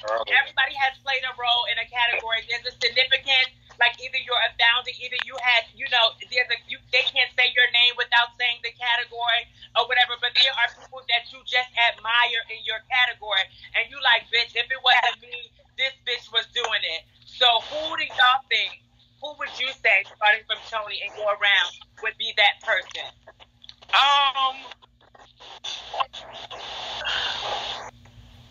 I love my grandbaby. Like, it was definitely, I would be remiss if I did not bring up Ken, because, like, that's my bloodline. Like, at the end of the day, like, that's my grandchild. His first gay father is my child, and I would be remiss not to bring up his name. But somebody who who reminds me of myself, and I feel like they have that energy that I gave, and it's always so refreshing when I see them both, is fucking Man. I just live for him. Like, oh yeah, Man. He give me a Tony Mustard situation. I live for it. So it's so Benji. It's so in and out of Benji. I love it. I love CJ. I love CJ too. I love it. Yeah. The only person that I said deserves it, because he has did probably 10 times more than I have done since I stepped out of Ballroom, would be Ken. Because Ken didn't get his wins and his accolades and all the money. Who deserves what? He didn't get that with a house behind him. He did all of that as a 007. When he was a 007, he went up and down the coast, because I had a talk with him. I said, you don't need no house. You could do it by yourself. And he did it. And I think he's the only person. He keeps his realness, because that's what the category is called. And he give y'all his twist at the end of the day. At the end of the day. Period. Y'all know I love Champ. We got history. That's my people. And that's my grandchild, but that ain't the reason. He's dominated the category. Absolutely. No shade. Danny? For me, it would be just like what's up, old Ruby? What's up? Yikes. Is this the Rumi story? No, I wasn't in any of those Rumi stories, but you know what I'm saying. But no, I would with them. Ken, from the body of work, I would say Ken would be the one that deserves it, because he has changed. You know what I'm saying? Regardless of what we've done from it. Just like the person that reminds me of, like. I was really speaking of you guys' era, but. Oh, ain't know Look, what happened. Temperance, I was gonna let them go around and do this whole can thing because they was all gonna do this can thing, and then I was gonna say, now, bitch, which one on this panel 1 through 5 do you see it for? If not, with each of these people, It's if you can't pick yourself, so that leaves 4 other people. Right. Like it gotta be people on this panel. I mean, like people like that would be in this, like, you know, if you had to compartmentalize and y'all, you know, y'all did certain things and y'all were around a certain era, you know, so out of those people who did things like you did, like, who would it be? I mean, I was thinking this panel, and if there were a couple of others that may be missing that you thought, then yeah, but I mean, y'all took it somewhere else, so I just It gotta, because I'm confused. Okay. Like, does it have to be really twist? Can it be any category? She means if you put your name at the top, who name would you put right up under your name as a second choice? Right.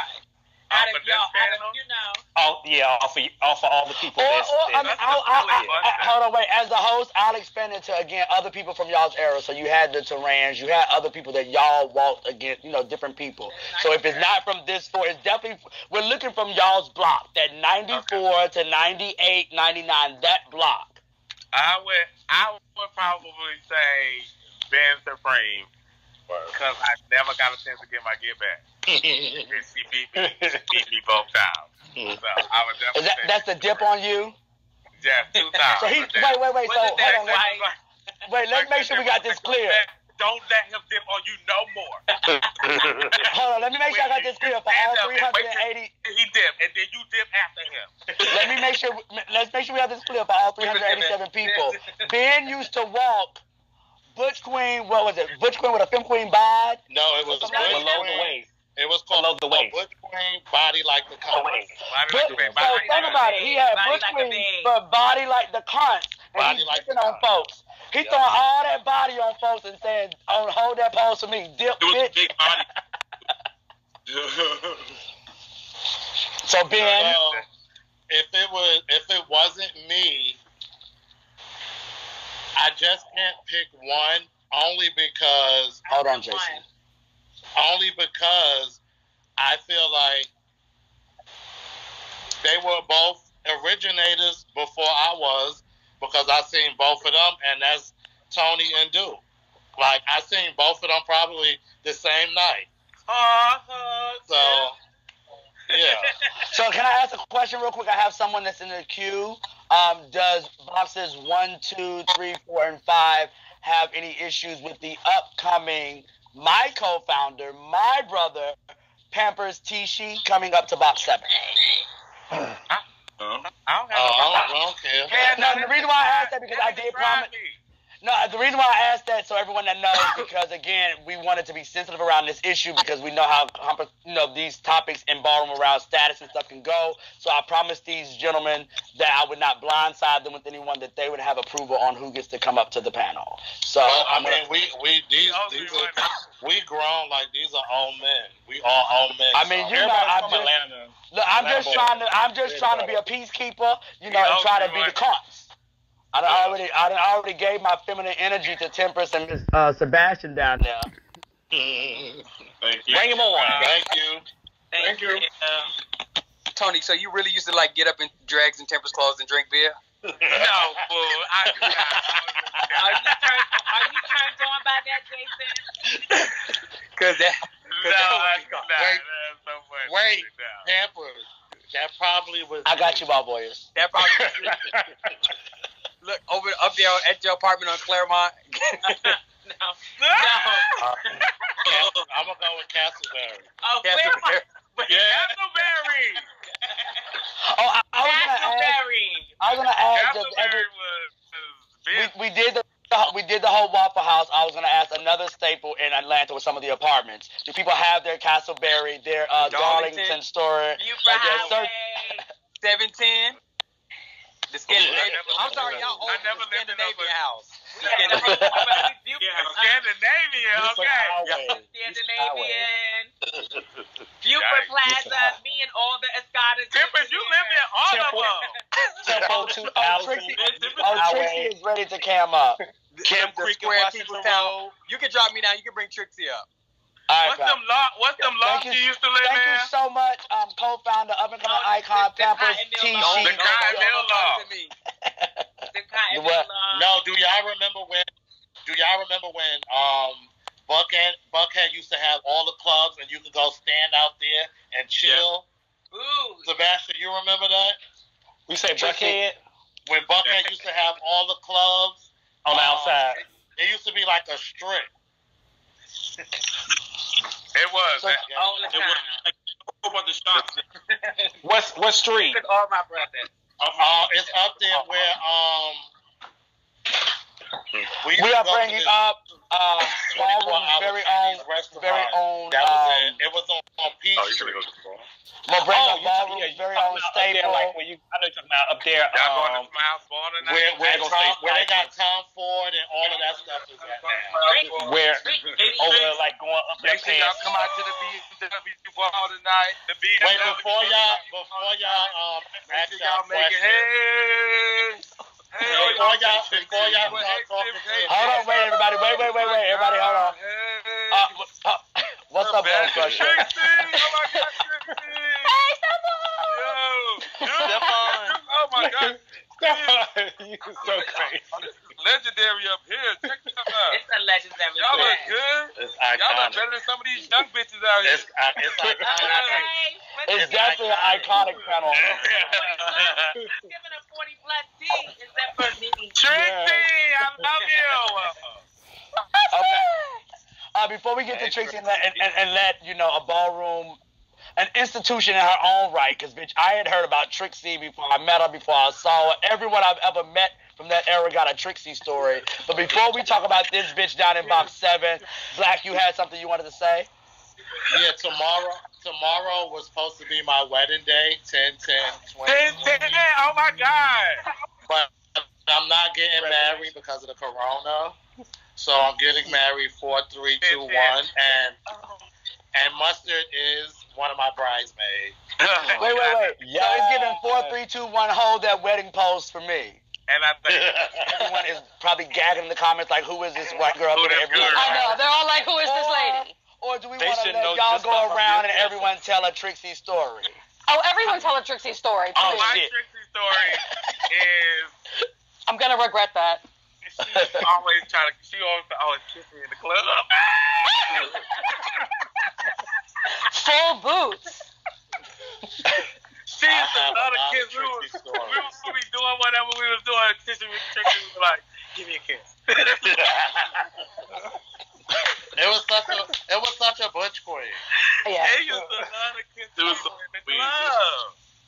So that Trixie is my daughter, you guys. Yes. But my stories with Trixie is always her taking me home because I got so drunk at the club. And that Capitol Homes night. Throw up everywhere. Like, we almost got beat up by the train because you wouldn't get in the car. Mm-hmm. I remember that. Okay. And was that at Santino party? Maybe. Child, there was so many times, honey. Okay. Oh, yeah, for people that don't know, Atlanta was a party town Tuesday through Monday. What? Okay. I have a Trixie. And the reason why I say Tuesday through Monday, because if you just happen to not be a pageant girl, Monday night show was your only rest night. Yeah. There was something every other night of the week. I did Monday, Tuesday, Sunday, Monday. Any more Trixie stories before we I have one. It was one time I was I think messing around with somebody, and one of my pieces went to. I can't name names. It's been a long time ago. I can't name them. One of my pieces went to a hotel room, and he was meeting up with somebody else, and Trixie had got the tea.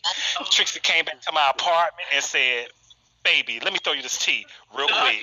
And she threw the tea from top to motherfucking bottom. Did not play no games, and I went ballistic. Yeah. That's all. I can't. Her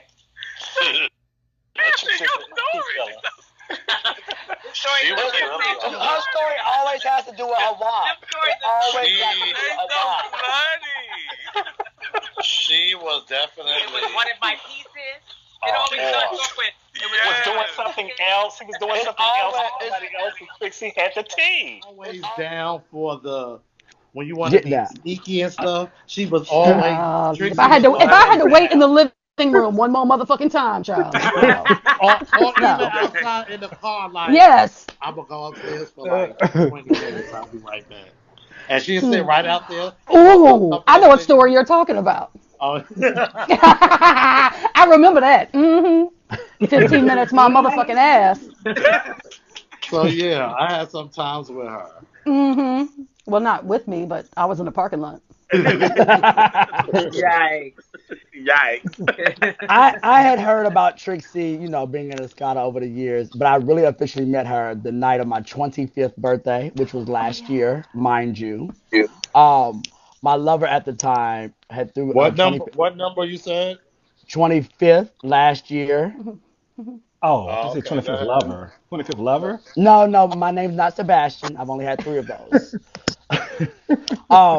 And when I met Trixie, she comes in. Sebastian's at the party, I'm and when so she thirsty. brings Trixie back there, Trixie's already drunk as shit. I'm drunk and high as shit. And when I tell you this bitch, and at this point I had left Escada and became Milan. So now you have that Escada and that Milan history. When I tell you this bitch on my birthday sat there and grilled me for like 30 minutes about the history of both, because she was like, bitch, if you was the father over here and the father over there, I need to know who you are and why. Fool, just Do ask me not play every no question in the games. book. I'm like, bitch, I don't know these answers right now. She Don't you might know how talk you dead Hey, too. Oh my God. So Tracy, we're gonna do for you what we did for Temperance and Sebastian, allow you to ask these guys, ask the panel a They didn't question. even answer my question. Oh, I'm sorry. Go ahead. I Yeah, What did answered you it. finish? we didn't Black get to finish. did. Dan, did you? It was I only didn't. Dan. For Damn. Who me, you said? I done forgot the question. Who you The said, Dan? two people that I see first would be Tony and Ben. That I was saying would be a little bit. Duke, what's up, Duke? Duke. Okay, same question. Temperance. Gotta hold your phone, dude. This is- Me, Duke, your honestly, phone is I a think all. key. I really don't know how to choose one. I love all you guys, man. I swear. I Oh, mean, that's so sweet. can't they choose. so politically correct. I know, that's so sweet. I love it.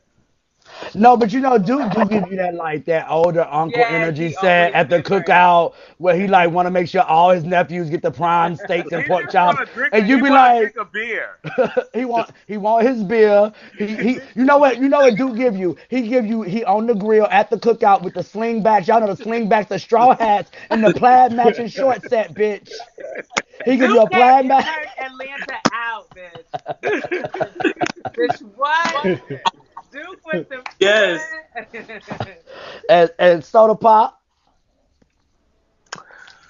I would I would say I feel like all of them have a spot.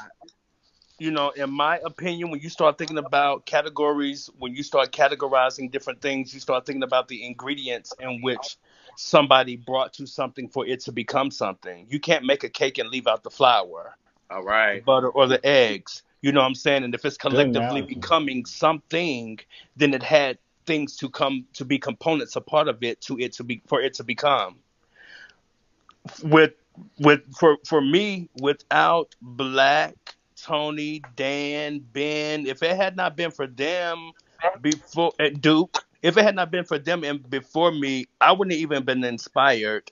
Even if I wasn't inspired by them from the beginning, once I began to know who they were, because I can say with all of them, I've had personal time and different types of friendships and familyhood in the mix of all of them. So I would say with all of them, I would say every component of the beginning of that, if it wasn't for those things, then I can't say the category wouldn't be what it is today, because what it is today isn't half of what it used to be. Because what it is today is a whole downwash version of what we created. So I would say Wait, you said a everybody, downwash version? a downwashed version. I'm not saying everybody is a part of the downwash. I'm just saying as a whole. So you don't like realness with a twist these days. You're not really here for the new realness with a twist. I'm not here for the platform in which they have it on now based upon how they have it. You know what I'm saying? I just feel like it's a whole different category in so many different ways. I mean, it's set up the same, but the criteria on which you get to walk is so different. They don't judge. They don't even judge the realness. They just be like, Right. oh. So they do walk realness first. And They said it's anybody, both them and Tim's now. right, and anybody that's looking at any of us, you know what I'm saying, y'all might know us to be the Banshee cunts or whatever in our ultimatums, you know, with our alter egos, but I'm just saying, if you look in these frames, put some of these new girls in these boxes and frames, bitch, it's not going to look the same because we're not the same. Oh. Yeah. There you have it. We are KNOT the same. It's no shade, Pampers. I don't even know if it's Vogue Femme and Tim's now because it's really giving tutus and thigh highs. Oh, they gonna read it. Well, I got some favorite new realness for the first time.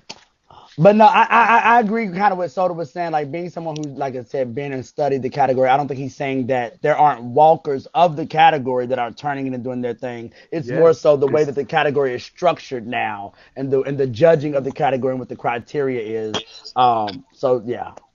But didn't that have? I don't really know. But didn't that probably have something to do with the fact that it had got so popular? It was so many of them. You ain't really have time to judge 30 bitches realness.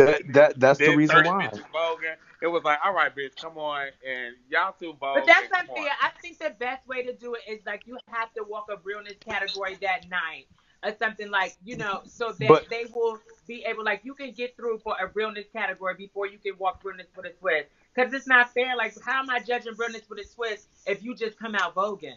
Right. And I'm not. It's given. I almost kind of wish. I almost kind of wish it was done in reverse. For realness, so you know what to get. But see, I almost kind of wish it was done in reverse, and the reason why I say that because I feel like when I'm watching the balls, a lot of times now they'll give out 10s with the quickness for the realness if they do it that way, just to see them vogue. Versus if it was done the other way, let them vogue and get their 10s. Now come back as realness boys and let's see who's real now. After you done already cut it up and voted and done all that. Because I had realness with a twist. We all got up. We did our 10s for realness. Right. They probably have 4 or 5 categories before they even got back up. The twist part, yeah. So it's like, now it's just, oh, come out, tutu, titties, here I go. Not tutu titties. Bitch. I want that on a t-shirt, bitch. Send it to me. I got it. No, I made me a shirt that said we are not the same. After my last 2 rants, I made a shirt. We are not the same. Rewards versus awards, bitch. Rewards versus awards. We also got what the auntie table or the auntie corner.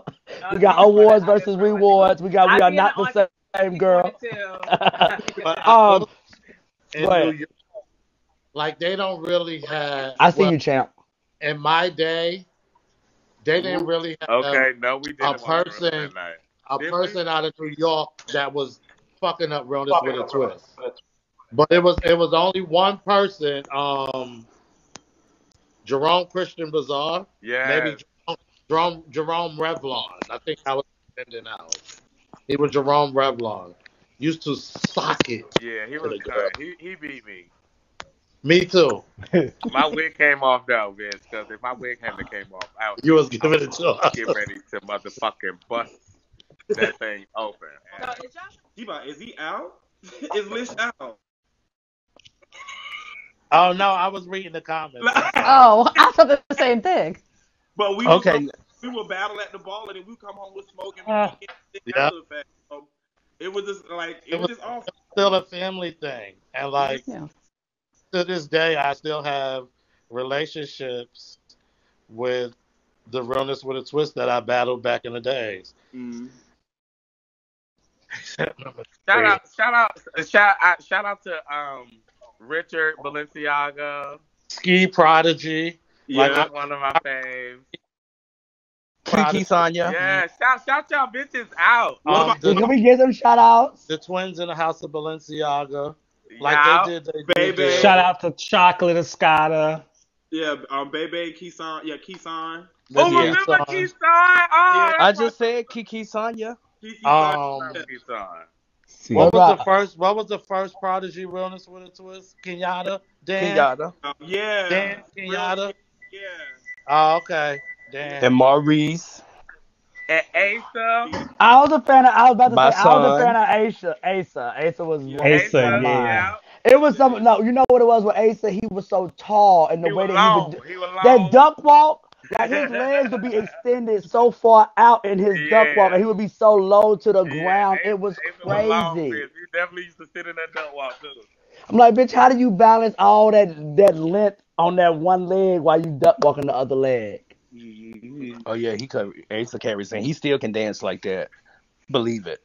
That because them people was born skinny. Like a lot of the realness with the Twisters was big boned, like thick teeth. Yeah, a little bit.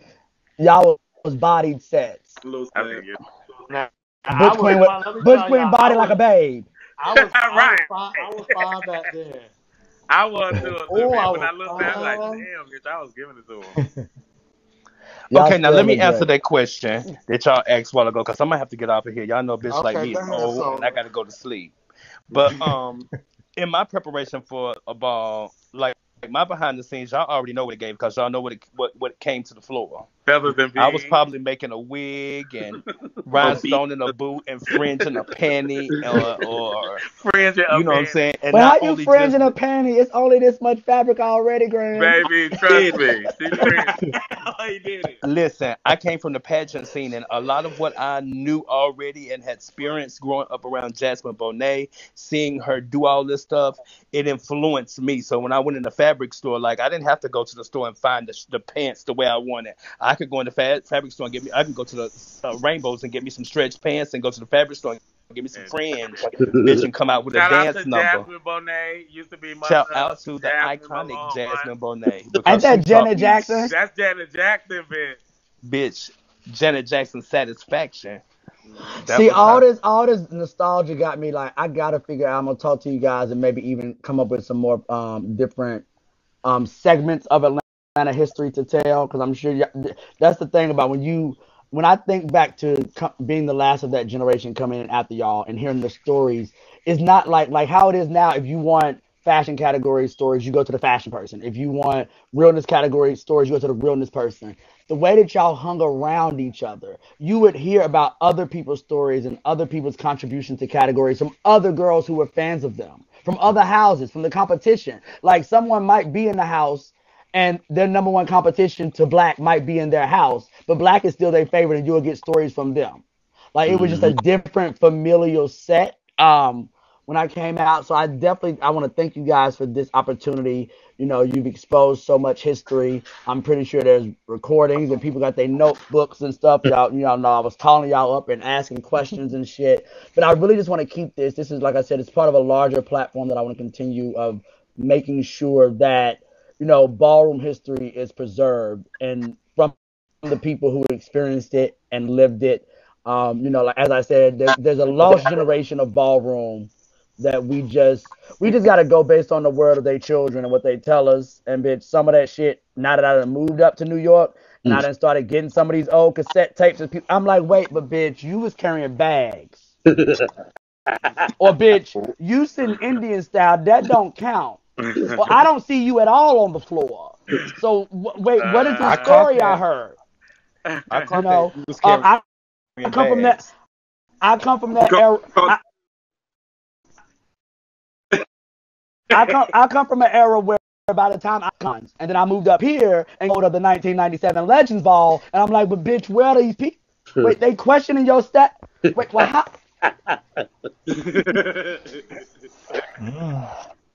Wow. How long do So, Big O I panels don't, be? I don't have that problem. no, so we actually about to wrap it up. But baby, when I tell you the Bigo panel, I've been on a Bigo panel that lasted for 8 hours. Jesus. Before you wrap it up, will you have, they keep asking in the comments, have everybody give a piece of advice to the new kids? Like, guys, like, what do you wish you knew when you started that you know now that would help folks that just started the category? Oh, but see, what I know now, Oh, like, is I different. can't with So you. it is Like it's really different. It was always about your realness. You had to look to make the judges gag, and a lot of them don't have that look to make. You had to make the judge, at least one judge, be like, I can say I've been at balls and watched. If I didn't get my tens before them, I've been at balls and watched judges gag on all of them. So I'm all of them. You know what I'm saying? Like have looked at them and been like, oh, really? You know what I'm saying? And that made you want to motherfucking get your shit together by the time you got up there so they could give you that. But no say all of them I can say I've seen that been given. You know what I'm saying? Like, oh what? He give me the phone. Realness. Even bitches that knew that that's what you was gonna do. Thank you, TT. I would probably say it would be something that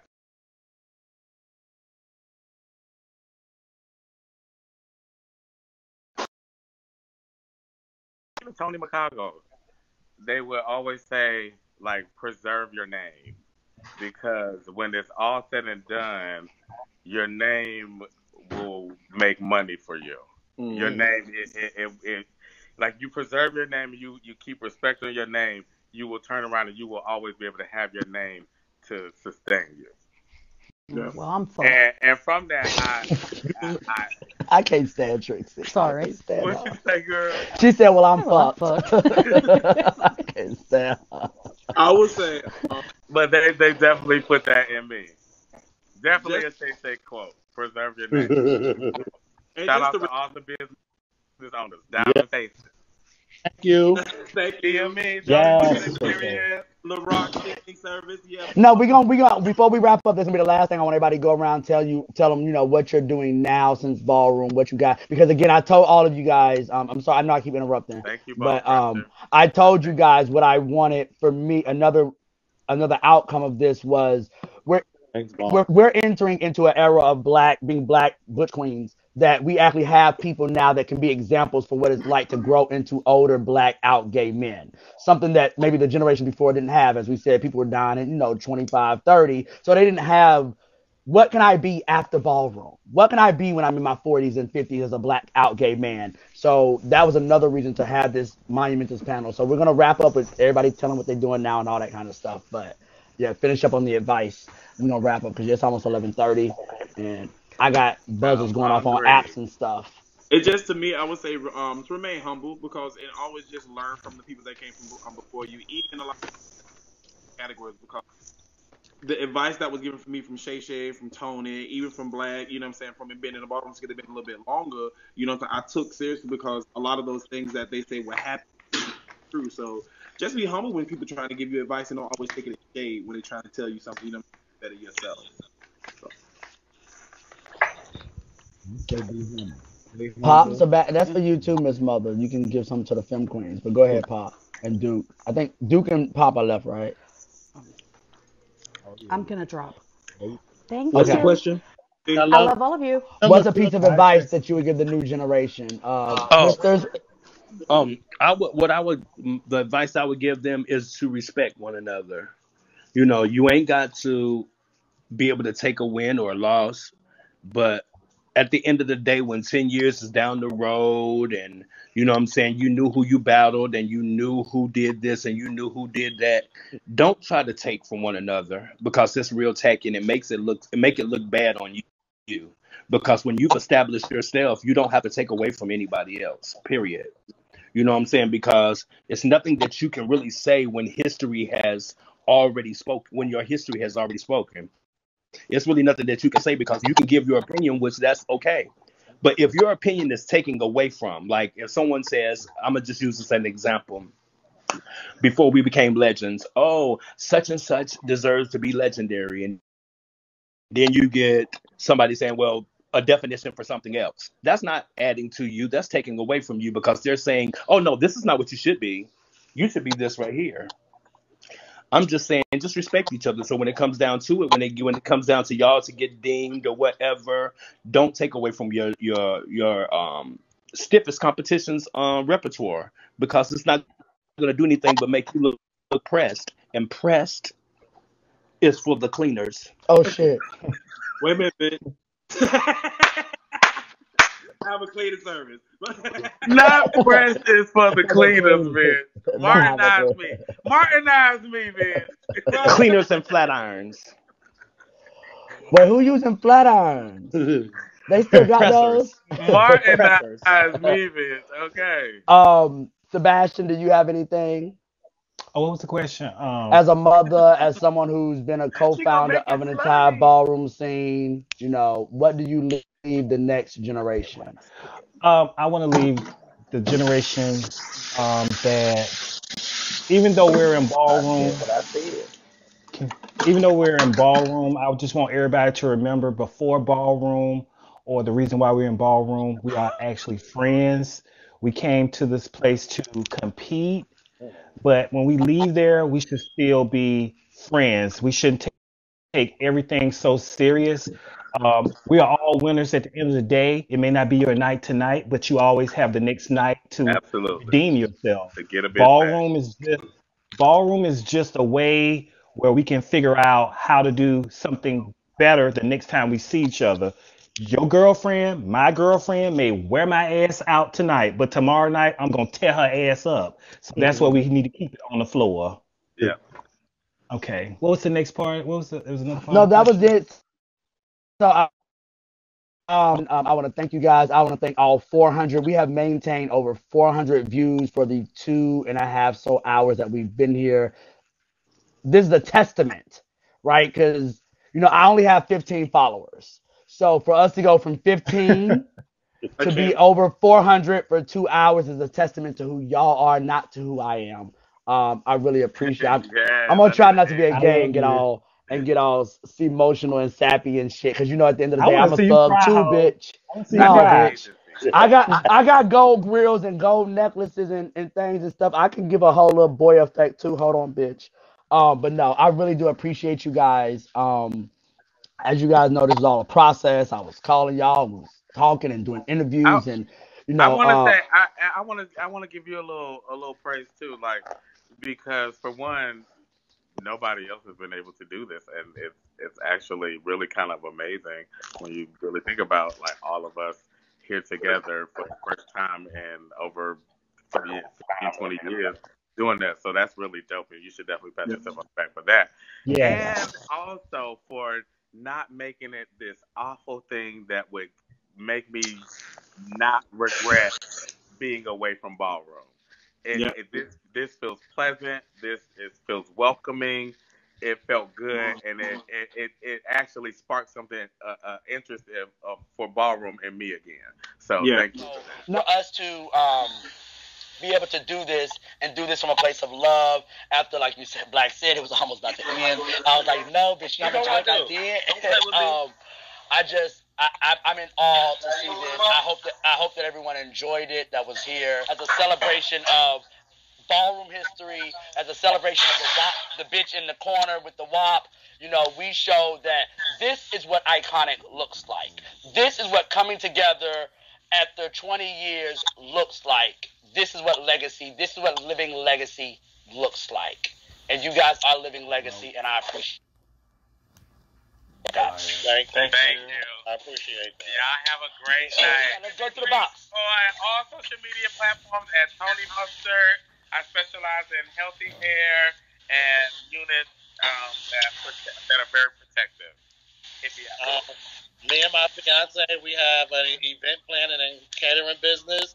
It's Carter with an S Creations with the S ATL on all social media platforms. Check us out. Yeah. We back in business. Danny. I have two companies. I have a catering Gay Renee on social media. Instagram. LaRock Cleaning Service. So what we can do, as y'all calling it out, at the bottom of your screen, you'll see like a little talk box and 3 dots. If you can click on that, type your IGs there, or type your websites there, XYZ. So yeah, definitely. Duke.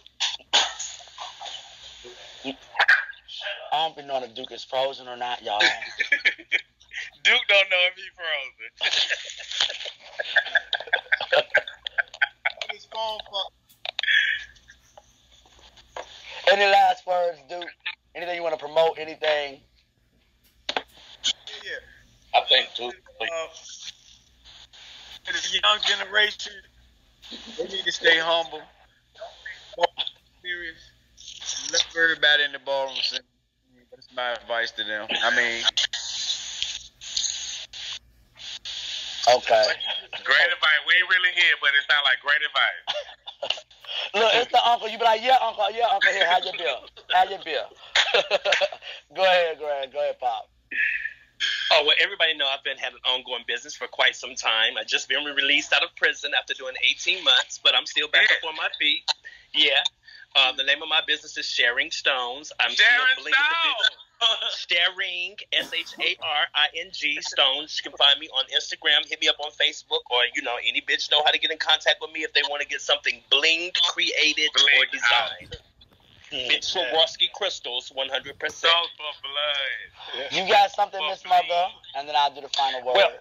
Well, I don't have a business, but I do work for the Lord. If you have any kids that live in Baltimore, Maryland, that would like to see me, I'm a junior choir director at my church. And you can have your child come to me, and I can teach them all the passages of the Lord at my church. Well, I would like to say, it do be them kind of bitches in the church, too. A mess. Again, thank you guys for coming. I too have a business as a Iconic Fashion Walkers in Ballroom.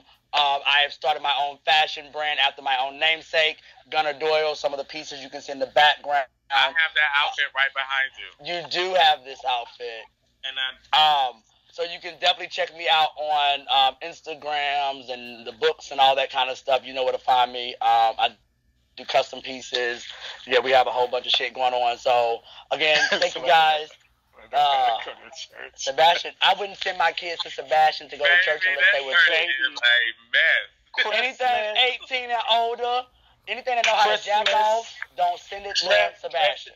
Your child in the manger during Christmas time will be so perfect. They're gonna be on labels and everything. I just want to say thank you. I love you guys, and we about to be up out of this. All right, thank you guys.